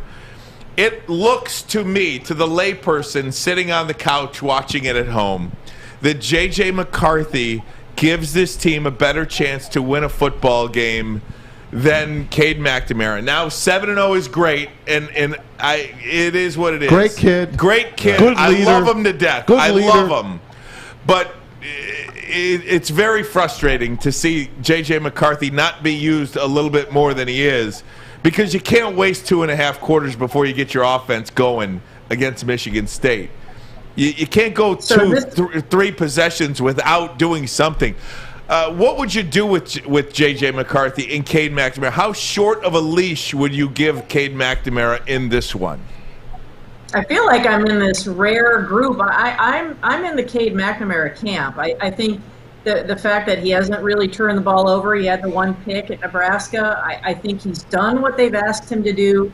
Yes, the deep threat, maybe it's there, maybe it's not. I went back and looked at the Rutgers game in 2020 when he came in, and he hit a couple deep passes, and I think you can't overlook the fact that Ronnie Bell isn't there, and he was the primary target.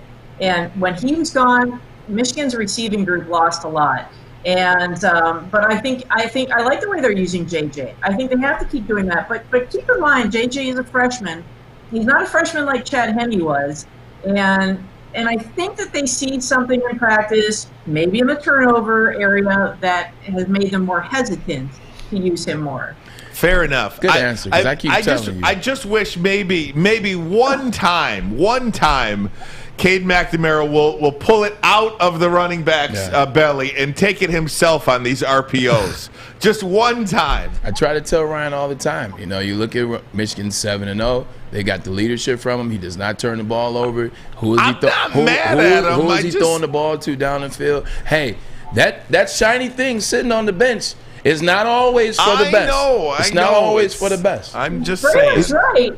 And you know what? Something that's been more egregious, I think, has been the play calling when they're close, in the red zone, but within 5 yards. And I think that's much bigger deal. And I want to see more of A.J. Henning. There are a couple other things I just want to see more of.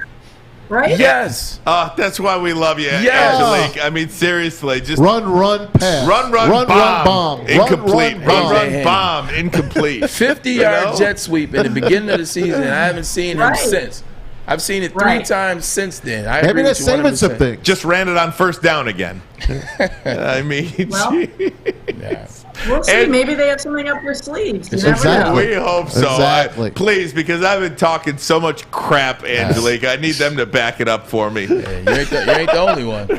Angelique Chengelis, check her out. Detroit News. Check her out on Twitter as well. Thank you so much for joining us, Angelique. We appreciate it.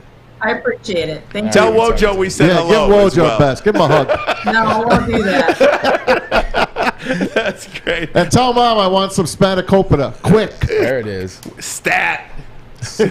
Angelique Chengelis, one of the great Michigan writers, right? One of the great Michigan reporters. No one knows more than her.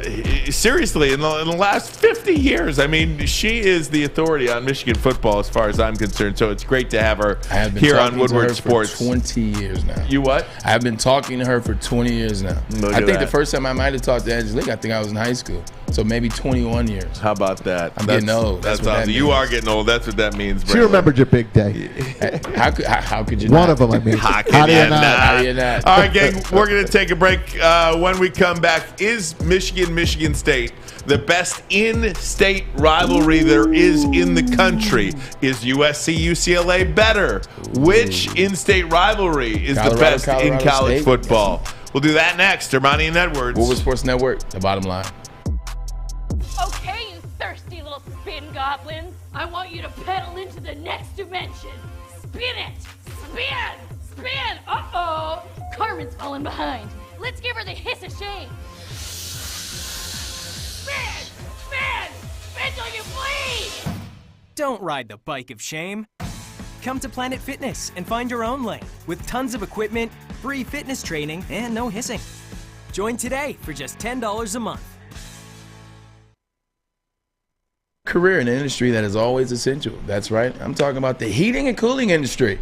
For more information, visit northwesterntech.edu today. northwesterntech.edu. I'm telling you, 77,000 right out of the gate. As O'Connor will run the option and pitches it backwards, and it's scooped up, and there goes Jabril Peppers. He's going to score going the other way and pad the Michigan lead.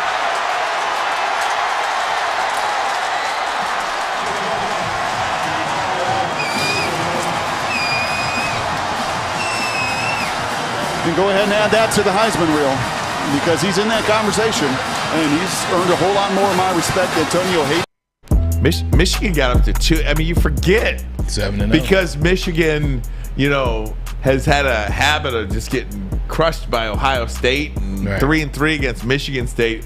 They got up to number 2 5 years ago. They did. That was 2016, and that's when they go down to Iowa, and that was the first time that Wilton Speight played against a team that can scheme, because all they were doing that year is they were throwing jump balls to J.U. Chesson and Amari Darboh. Mm-hmm. When they went down to Kinnick, which is a tough place to play, they ran zone, and they made Wilton Speight become a quarterback and read coverages. When you can't read coverages, Iowa exposed them, and then that was the end of that. Hey, we have this Gypsy vodka here that Braylon Edwards signed. Do we have a winner? I do. The Hopcat is going to be hopping on Saturday. Woodward Sports and Gypsy Vodka hosting a party there in East Lansing. Maz? My winner today is a guy that's always on all our shows, just like all you guys. You're all great. Honestly, I love the YouTube thread. Love it. But my man Mike G is getting the bottle. I mean, he's the man with the quick quips. He comes up with the funny stuff. Mike G, you're gonna have a little Gypsy vodka in your life, signed by Braylon Edwards. Congratulations. How are we gonna get it to him? We'll figure it out. Is he gonna come on down? Mike gonna send Maz a DM? We'll send you. Come on down here, Mike. If you live in the area, we'll get you down here, and I'll get this bottle to you. Just reach out to me. Maz at woodwardsports.com. Maz, there you go. At woodwardsports.com. Mike G, reach out to him. Mike G's been there since day one. Absolutely. Hey, we're going to take a 15-second pause. When we come back, which in-state rivalry is the best? Ermanni and Edwards. Woodward Sports Network, the bottom line. Fellas, Fellas, football season is here. It's time to make your grooming experience easy like Sunday morning. Get to Lady Jane's Haircuts for Men. Walk in, relax, watch your favorite team play, and before you know it, your hair will be game ready. Get to Lady Jane's, open 10 to 8, 7 days a week. Walk in anytime. It's wicked awesome. Michigan State, Alabama, Auburn. I don't even know. Ohio State, Cincinnati. I don't even know if that's fair. Put that on I was like, what is that? That's blasphemous. Cincinnati. I scratched it off. Yeah, okay. What is the best in-state rivalry in college football? If you're watching on YouTube or Twitter, you see the matchups right now. Michigan State, Oregon State, Arizona State, North Carolina, Duke, Oklahoma State, Washington State, Purdue, Notre Dame. That's a good one. Florida State, Florida. Texas, Auburn, Texas Alabama. A&M. Texas A&M, is that? Used to be a huge one back in the day. I almost feel like, yeah. Texas I think they used to play on Thanksgiving back in the day. They did. Those Texas two. A&M was a big one back Florida in the day. State, Miami. Now these you could flip to college basketball as well. Colorado State. That's why I got UNC Duke in there. I sent that one. So I was going to ask, when we're doing this, are we going to pick one for basketball and one for football, or are we counting basketball and football together and just choosing one? I would say, I like that. Well, how about this? I would say Auburn, Alabama is the best in-state football rivalry, and I would say North Carolina, Duke is the best basketball in-state rivalry. Here's the interesting one. No, because that's exactly where I had. 100% is exactly where I had. Every time Alabama and Auburn play, usually like some national championship is on the line, not just a conference, national championship, and then Duke the same. If we were going to say just combine basketball and football and the winner, I would say Michigan State. Yes. If you combine look at the basketball programs of Michigan State for the last 30 years. Perfect. Look at the football of the, I'm telling you, like, if you're going to combine them, I don't think anybody comes close to Michigan State. Look at that. That's a great point. I don't think anybody comes close. Maz, what do you got? I completely agree with both of you guys. USC and UCLA in the 70s, but we're talking now. Yep. What about Florida State? That's a great end of season. I know, but they suck. It used to be so much better. Rest in peace to Bowden. What happened to Florida State? Same thing happened to what everybody. happened to Miami? I know. I mean, these are teams that were good for 3-4 decades. Yeah. Well, I mean, you go on probation so many times, and then teams, they blow by you. They take off. Like with Miami going on consistent probations, they were in probation in the early 90s. Then they went on probation again in the mid-2000s, kind of like after I left. You start seeing these programs swoop up. Like you see the emergence of Alabama in 2009. Now kids are like, I'm not going to Florida, I'm going to Bama. And then you see Auburn, and then you see Oregon. Now kids want to go to Oregon that are fast. They come from Florida, so we just saw it change a little bit. It hurt my soul watching Michigan State play at Miami before a 40% filled stadium. Yeah. I mean, it was 60% empty, I would say. And I'm maybe that's being kind. That hurt my soul. I know. Now that's good weather, no excuse. Now that's an off-campus stadium. Can you imagine that game in '88? No. Can you imagine that game in '88? I can't. Oh my God. I cannot. Mandarich. Can you imagine Lorenzo White? Going against Michael Irvin. Right. I mean, that would have been sick. Come on, that hurt my soul. I don't know, and maybe because they both won national championships within the last 10 years, but Alabama, Auburn in a football in-state rivalry would have to be. Yeah. Penn State and Pitt is a low-key good one. Penn State and Pitt's a really low-key. Do you count Army-Navy as like an in-state rival because it's our country? Army-Navy. Well, sure. I mean, I think you can count. But no, because that's just rivalry. Because then you go to Michigan, Ohio State. Okay. Texas, but I just think Oklahoma. Army-Navy, it's the services. Yeah. So that would just have to be flat-out rivalry then. Yeah. I mean, there's some good hatred there. Oh, yeah. Oh, Big God, time. yes. Big time. No doubt. Air Force BYU. Yeah, so that's something. It's a fun one. Feel free to chat in if you want. Good work by Alex getting all those great logos up there. That is great. Love That is a well-done logo. We got to logo. get this kid some more money. Let's do it. No question. How about a sponsorship He's for not turning that Alex? down. Yeah, let's sponsor Alex's Michigan State Minute. There you go. By Minute Maid. All right. How about it? I've already sold it. There you go.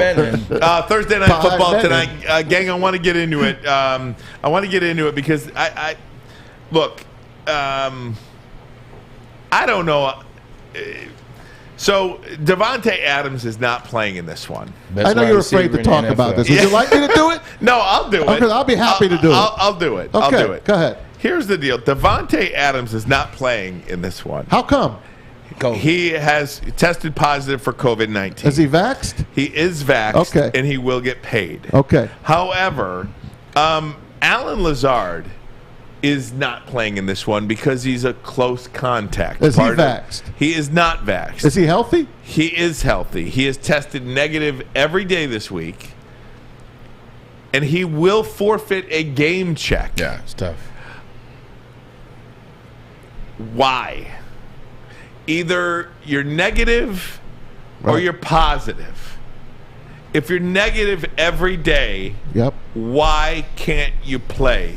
The NFL Players Union, to me, really screwed this up. Boy, did they screw the pooch. How they allowed this to be part of any rule in the NFL, to me, is incredible. So then maybe Gruden was right about DeMaurice Smith being dumb. Because he dropped the ball on this one. Oh, yeah. Braylon, I don't know how you can just say you can't play when you're healthy and you're negative. And you're forfeiting a game check. That, to me, and maybe I'm just looking at this way too simplistically. No, you're not. You're either healthy or you're not. Yeah. Like, I don't know. I don't understand why Alan Lazard cannot play this game. If anybody has an explanation for me. Yeah, I have not done enough research. And actually, even if I did, I still wouldn't know what the heck to say in this situation. There's one guy that has COVID. He's vaxxed. He's out. He gets paid. Another guy doesn't have COVID. He's not vaxxed. He's out. He doesn't get paid. I mean, one guy gets paid. One guy doesn't get paid. I don't know. But I could even begin to try. One guy's healthy and he's out. One guy's not healthy and he's out. But the one's getting paid only. Exactly. But again, even what did you say? This isn't about the vaccine. No. Even it's about dumb rules, and I think dumb rules are the reason why so many people are frustrated. Like right now, and why so many people are so far in their own camps. It's just not common sense to me. I think what they should have. If you're healthy and you're negative, who cares if you're vaxxed or unvaxxed? Just as a point of health. My thought process on this is this. Because we just were, I mean, we're still in COVID, but because it just hit last year, you had the whole season, how you handled it last year, you didn't allow people to come. Now we're getting back to fans, we're back to 100% capacity the year later, and they're trying to come up with COVID rules to get everybody vaccinated for the season. From the players' point of view, I think what you should have done this year is allow everyone their checks. Like Lazard should get paid, just like Devontae Adams is getting paid, because ultimately we know where we're going. They want everybody 100% vaccinated. That's the only reason and it's to going do to be. it. It should be that way, and it's going to be that way. It's going to be a mandate. I would have still said next year should be when you implement this.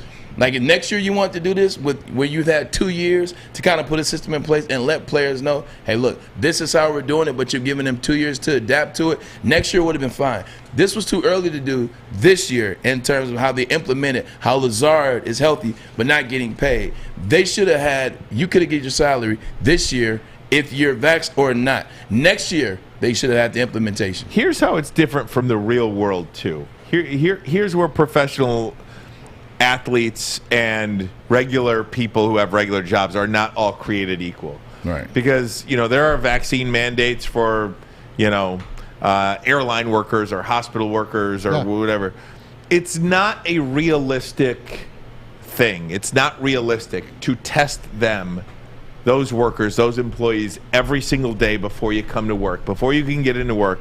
It's just not realistic to swab every single employee at any particular business and determine whether they're positive or negative.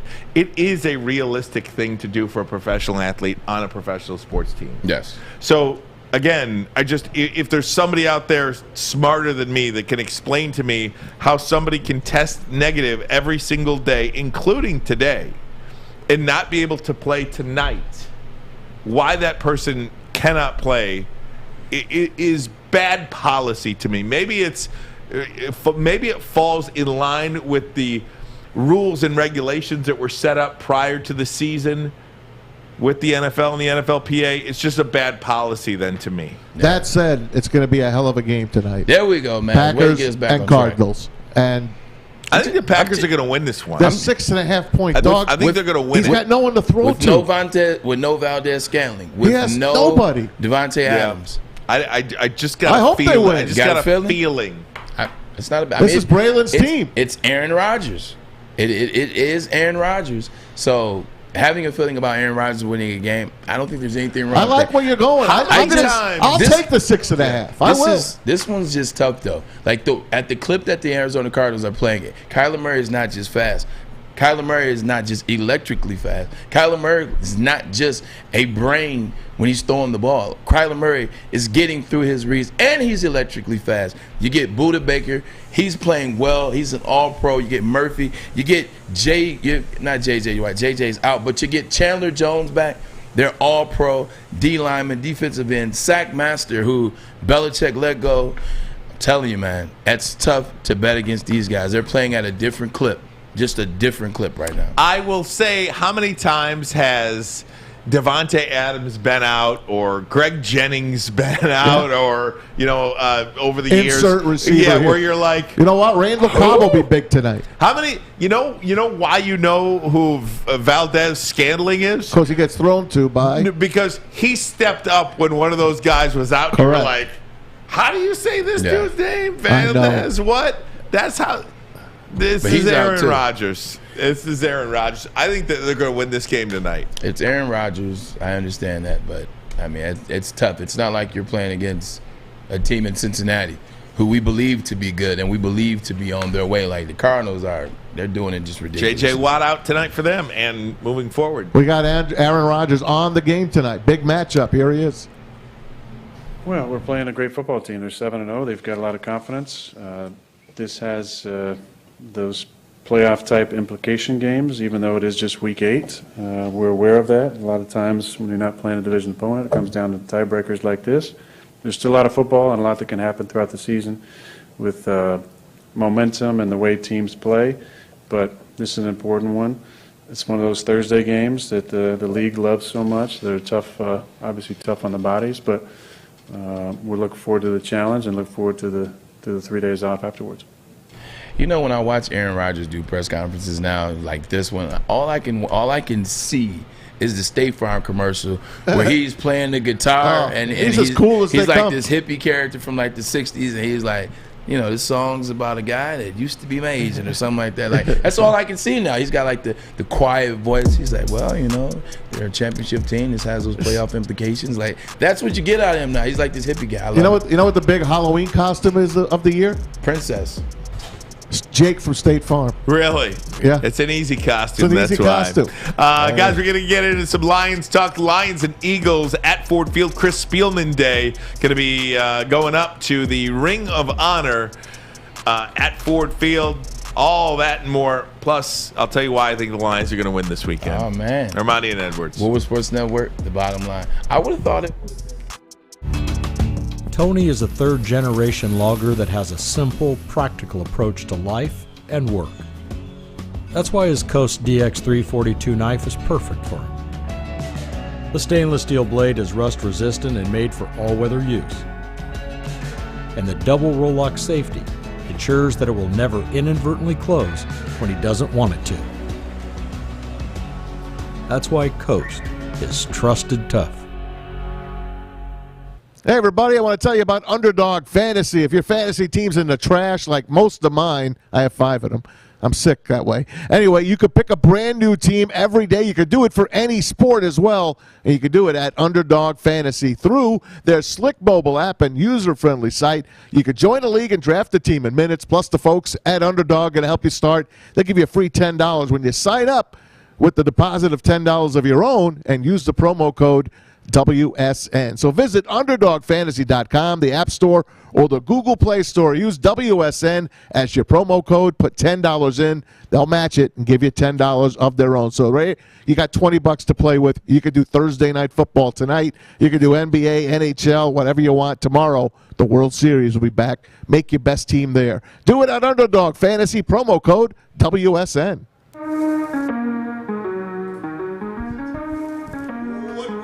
Sports Network, Ermanni and Edwards. Woodward Sports Network, Ermanni and Edwards. There we go. Ryan Ermanni, Braylon Edwards. Lions and Eagles from Ford Field this week, guys. And Dave Phipp, special teams coordinator for the Detroit Lions, he is out of this one. He has COVID. Wondering how that may affect anybody in the special teams room. Right. Hopefully, one of the Lions' best players, Siebert, Austin Siebert, nothing happens to him. Man, I hope not. I know. I hope he actually turned out to be a good player. He's going to be good. Former Oklahoma kicker. Yeah, we like Bengal, him. Special Brown. teams and It's going to be good. Special teams kickers in general. They might need Siebert the this punter week. and the kicker, yeah. They had a great special teams last week, right? They did. Onside kick, fake punt, et cetera, et cetera. Pretty darn good. Here's Jared Goff talking about facing adversity. The Lions 0-7. Where do you go from here? Jared Goff's going to tell you. Yeah, it speaks to who we are and how you handle everything, and it's hard. It's not easy. It's about coming in every day with some energy and coming in with some enthusiasm and some intent to get better, and we've done that up to this point. I don't expect that to fall off. Maz is yelling at me. It's Siebert. I said it's Siebert. You can hear the dog on clip because of Fish over there, man. But I'm gonna take a wild guess at what he said about facing adversity. Fish likes to talk over clips. They're not looking for moral victories. They want to win games. They want to get them. So would you guys knock it off? You're not wrong, Maz. Are we done, kids? Start again. Ready? Done? Go ahead, Braylon. Start over. From a player standpoint, there aren't moral victories. You can't go into. You can't cash that out. That moral victory doesn't count in the win column. So they want to go out and get a win. They know they're playing a team in the Philadelphia Eagles that might be their last shot, with the exception of maybe Chicago at home. He's going to actually want to go from what they had last week, the momentum, like getting those passes to Khalif Raymond, getting the ball out of the backfield to DeAndre Swift. And this is also talking about Anthony Lynn. They got to use what they had and what they got going out there at SoFi against the Rams, a team that, myself included, thought that they were just going to get smoked. Yeah. But they created some plays in special teams. They created some trickery. They got that going. And when they got the ball, they were able to have success on offense. So they want to move the momentum needle forward. They know they're going against a team that's, hey, man, they've struggled because they're a weird team too. Like, if you look at the Eagles, they've won some games, they've got blown out in some games, and they've lost some games, some close ones, if you will. So a lot to take away from watching film on the Eagles.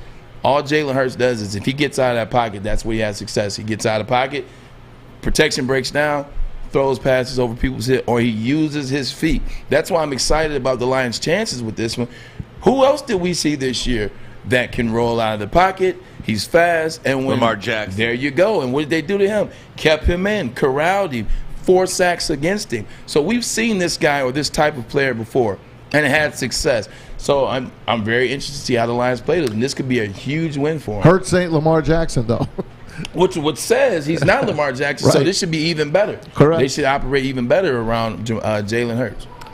Dan Campbell had this to say regarding whether or not a win would mean anything or not. You think it'd be big? Yeah, DC says so too. Ultimately, why you love it, because it's the same thing that makes this this game so tough and hard is the same thing that just makes it unbelievably exciting and blissful, if you will, to get a win, because they're so hard to come by, and you got to earn them. You really do. So it would mean everything, and look, particularly going into a bye too. Anytime it would be good, but I think just to, you end on a right note. We get these guys get their body back a little bit, and then you come back, you almost feel like you're starting over somewhat. Now you're continuing the progress you had, but now I'd say we've turned the corner here, and now we're ready to go. Got our first win under our belt. That's right. Next week they're off, and that's where I was going with it. That is not my main reason that the Lions are going to win this game against the Philadelphia Eagles, but that's a pretty good reason, I think. They are putting everything they have into the first half of this season in this game. Yeah. Every good thing that they have found this season, and there have been pieces of good that they have found in this season. You mentioned what they did against Lamar Jackson. You mentioned what they did against Kirk Cousins and that receiving core for the Vikings on the road. This team is close. Last week against the Los Angeles Rams, this team is close, not to a championship or competing, obviously, to a win, but they are close to getting one win on the schedule, and I think it does happen this week against a Philadelphia Eagles team that doesn't have a very good coach. I don't think they're coached very well at all in Philadelphia, and I don't like Jalen Hurts. I just don't think it's a right mix of players there. They don't have a running game at all. Sanders is out. They don't have a running game, and I think it's a lot to put on Jalen Hurts. I like the Lions this week, and I like them to win about 24-13. I think they're going to win handily. Yeah, that's it. I mean, everything sets up for your prediction. Everything sets up. I mean, you got Chris Spielman getting inducted into the Lions Pride this weekend. Tremendous video we showed you guys last week. That's going to cause an eruption from Lions fans because he's a Lions guy. When you think of Detroit Lions, he's one of those guys that come to mind, so you get that energy. You get the energy of what you did last weekend. And then you see what the Philadelphia Eagles do. They make a lot of turnovers. They make a lot of bonehead plays. And they don't fight to the end. And that's what we do in spades. We fight to the end. If this thing is anywhere close at the start of fourth quarter, you can kiss the Eagles' butts goodbye because the Lions and Dan Campbell will win that. So for me, for the Lions to win, play some Lions football, which was last week. Change it up. Obviously, now they're going to be ready for onside kicks, but you brought up something good last week on the pregame show. Maybe it's hurry-up offense. Maybe it's something that create opportunities with trickery, and not even just trickery, things that you haven't seen, things that cause confusion. Hurry up definitely cause confusion. So Lions keep it close. Lions will win in the fourth. I'll be there this weekend. If you guys are off from the pregame show, but I will be there. Neil Rule, Joik Bell will be at the Tin Roof with me. We're going to have our pregame show. Of course, you're going to listen to Casey Kasem 70s on 7. I will listen. Down there. I'll listen to Casey on my way to Tin Roof to see Jade and the rest of the gang at the Riff. We'll be there. Come down and see us. And then right after the game, I'm going to this game because I want to see Chris Spielman at halftime. That's the main reason I'm going to this game. So I'm looking forward to it. If they can win or not, that's another story. They'll fight hard. They get a week off. It'll all be good. It's nothing like 1-7 at the break. We'll take it. It's nothing like getting those week offs before the break. I'm a guy that played in the league. I understand the bye week. I understand what comes into it the week before. You really want to get that win because what happens is when you get that win, coaches are more lax than next week. You get the week, you play the game, then you have the bye week. But during that week, if you get a win, coaches, you come in and watch film on Monday. They might have a light practice on Tuesday, light practice Wednesday. All right, guys, I'll see you next Monday. Depending on how you play is depending on how the week of practice goes leading into that bye week. So if you get a loss, it's a bad loss, and it's an ugly loss to the Philadelphia Eagles, a team in which we believe you guys can beat. If you get an ugly loss, you got a guy like Dan Campbell's like, well, we'll have practice through Friday, and then you guys can go wherever the heck you guys are going to go on Friday. So they want to get that win because guys want to, hey, man, that's vacation. That's mini trip to New York. It's mini trip to L.A., Vegas. It's some things going on. Visit some family if you're not from here. Guys are thinking, you got to get that win because I need all the time I can get away from Rotunda in Allen Park. How about Cabo? I mean, OBJ loves Cabo. He did that during a game week. He did that during a playoff week. No, he didn't go to Cabo. He went to Miami, which is like Cabo. G-man. You love freaking the Giants. OBJ. Never was the same since that day. Bottom line videos of the day. Good ones next. Ermanni and Edwards. Woodward Sports Network, the bottom line. I'm looking to bring on another HVAC tech right now. We are recruiting 5 to 10 techs a month. We're looking to grow and expand. Every new tech we hire is from Northwestern Tech. The hands-on training is fantastic. They're always my first call. We love hiring Northwestern Tech grads. They come out trained and ready to work. Our program is only 10.5 months, and our next classes are starting soon. So why wait? I'm looking to hire a graduate of Northwestern Tech. Northwestern Tech. Northwestern Tech. Northwestern Tech. Hey, gang, let's be honest. We like simple stuff. Football 5 days a week. Got a good one tonight, Thursday Night Football. We like things uncomplicated. That's one of the many reasons we like Lady Jane's Haircuts for Men. All you got to do, walk in, sign in, sit down. Before you know it, you are handsome, is that and right? clean. There you go. Woo. Get to Lady Jane's. Open 7 days a week. Open 10 to 8. Braylon's got his chin down. He's like, oh, damn. Can't believe I get stuck with this guy. 7 days a week, 10 to 8. Walk in anytime. It's wicked awesome. Wicked awesome. There you go, baby.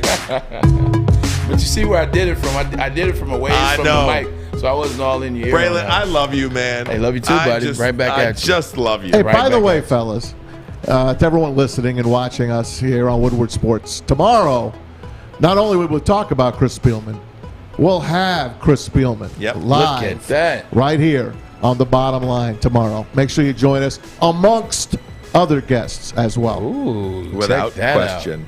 Got somebody special for the guests tomorrow. Yeah, that is. We're going to ask Chris some questions. We're going to ask Chris some questions about, the Lions organization, where it is. I don't want to say how long it's going to take. He's not going to answer that. But, what the process is. Because you got a lot of people like me that, think they're going to win the Super Bowl every year. Yeah, he's a pretty Chris is a straight up and down guy. He won't BS us, so it'd be good to ask Exactly. Hey, before we get into videos of the day, I want to show you a little stat. Okay. Alex, put up the Elon Musk stat. Elon Musk Show it to me. is so rich. Read how rich he is, first of all. Elon Musk is so rich. How rich is he? His net worth is now around $288 billion. With a B. That's enough to buy every single NFL, NBA, MLB, and NHL team. Is that unbelievable? He's worth twice Bezos and Microsoft, Bill Gates. I love Bezos. I love that you call him Whatever. Bezos is Bezos. But the I other don't thing care about what he is. I love these like graphs that they make. Because I saw one when COVID first hit, and it was about Bezos at the time, and it said Bezos is so rich. Bezos. It said it said something like it said something to the level of if you received $100,000 from the time of Jesus' birth till now, you still wouldn't have half the money he had. I just So, had to go back like, here's 0 AD till now. Here's the stat. So Or 81, around I think it was October or November of last year, it was if Jeff Bezos, I'll call him Bezos for these purposes. Thank you. If Jeff Bezos you like the E gave all 800,000 plus employees of Amazon a bonus check for $150,000, he would still have more money than he had before the pandemic. That's how much money he made during the pandemic. So if he just said, you know what, I'm giving all of my employees, all 800,000 plus of them, a check for $150,000, he would have just as much, a little bit more money than he had prior to the pandemic. Is that after he pays his ex-wife and his girlfriend? That I can't tell you. Okay. Best thing about the ex-wife though is he had to pay her the $34 billion. Now it's public knowledge. We all know that he paid her the $34 billion. The next day, he made $28 billion off of Amazon. Made $28 billion the day after he had to give up $34 billion. That's what you call a flex, baby. God bless America. God bless. By the way, LeBron James, while we're doing these. LeBron James. LeBron James is so popular. How popular is he? Well, he's so popular that he has more followers on Instagram than the NFL, the NBA, Major League Baseball, and the NHL combined. Wow. That's pretty cool. Who's following MLB and NHL? I want to know these things. He's still bossing his coach around. That was funny last. I love that. That was great. We'll get into that another day. But we're running out of time. Bottom line videos. I got some great videos. I know you do. That's why I want to get to them. World Series centric. Listen, 86 Mets, unbelievable era. Unbelievable series, that series. This one in 2011, it's the Texas Rangers, and it's the St. Louis Cardinals. It's Game 6, and it's David Freese time, and Joe Buck at his best. At his best. Into right, well hit. Back at the wall. It's off the wall. 1 run scores. Here comes Berkman. Freese has tied it. 7-7. Unbelievable. Breeze hits it in the air to center. We will see you tomorrow night. Oh! Goose pimples. How do you not? How do you Oh, not? I got goose pimples. Oh! How great is that? You got goose pimples from the action. The action was over the top amazing. And yes, he dipped and dived into his father's stash, and he pulled out, we'll see you tomorrow night. But see you tomorrow it didn't have the same pizzazz as the original. Never does. Alex, Yeah. make sure you play this next one where I told you to play it. Start it at 57 seconds in. Oh, Alex just. This is 30 years ago. 30 years ago. You should play it at In 0. the Buck family. We played Jack Buck yesterday. We'll see you tomorrow night. This was the very next night. Check it out. Minnesota bench hoping to get this winning run across here in the 10th. It's carried by Dan Gladden at third. Base hit loaded, 1 out. Infielders are sort of halfway at second and short. Pena in a jam. The Twins are going to win the World Series. The Twins have won it. It's a base hit. It's a 1-0 10-inning victory.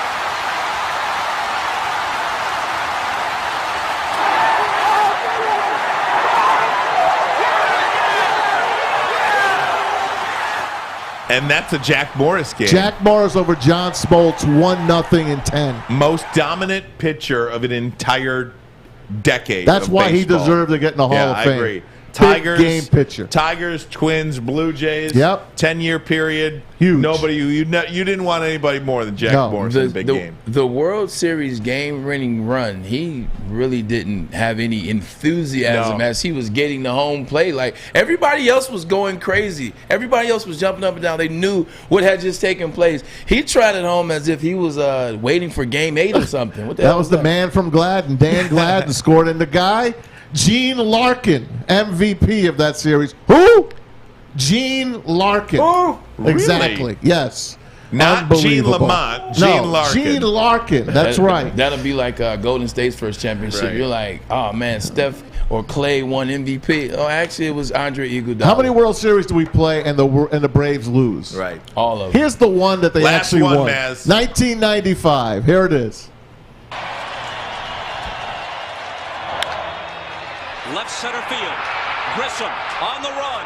The team of the 90s has its world championship. Crime Dog. We got to talk Bob about one, though. Costas. Be able to talk. Like, we're talking about these. Have a Michigan State so we can talk about it. Mark LeMay, is that his name? I remember that dude. Number 7 for the Braves. Chipper Jones, Andrew Jones, the Jones brothers. Yeah. How'd they only win one time?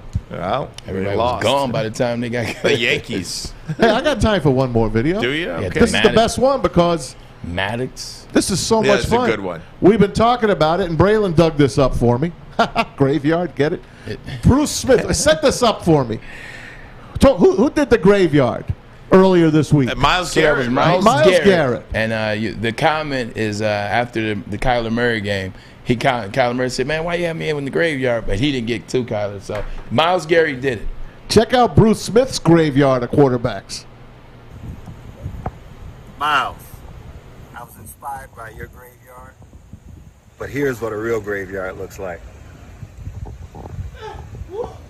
Look at that. Look at those beautiful tombstones. Home, Painted beautifully. Awesome. Look at that. Home Depot is winning Alex, right now, you couldn't baby. even do that. Look at those great tombstones. Wow. Look at the logos and the names. Look at the names. Look at it. Look at Ken O'Brien. Look He at got that. him a bunch of times. To you and all my fellow pass rushers, keep hunting. I tell you Keep what. hunting, Bruce Smith. Home Depot is winning right now because I just counted that up. That was an easy $1,000. I'm adding them up. I'm like, 1, 2, 3. He's probably got a deal with them. He will after that video. Yeah, absolutely. Guys, we'll do it again tomorrow. Great day for you today. Tomorrow we'll have Chris Spielman on the show again. We are on tape delay on the radio. Do they still call it tape delay? It's not even a tape anymore. That sounds like it's NBA delay. in the 70s. 6 p.m. Right? I like tape delay. Right. 6 p.m. to 8:30 p.m. on 99.1, 93.5 The Roar, 94.7 HD2 FM. Check us out there. Also, you can check us out, Woodward Sports, on YouTube and Twitter. Anything you need, we are there. Look for us on TikTok as well.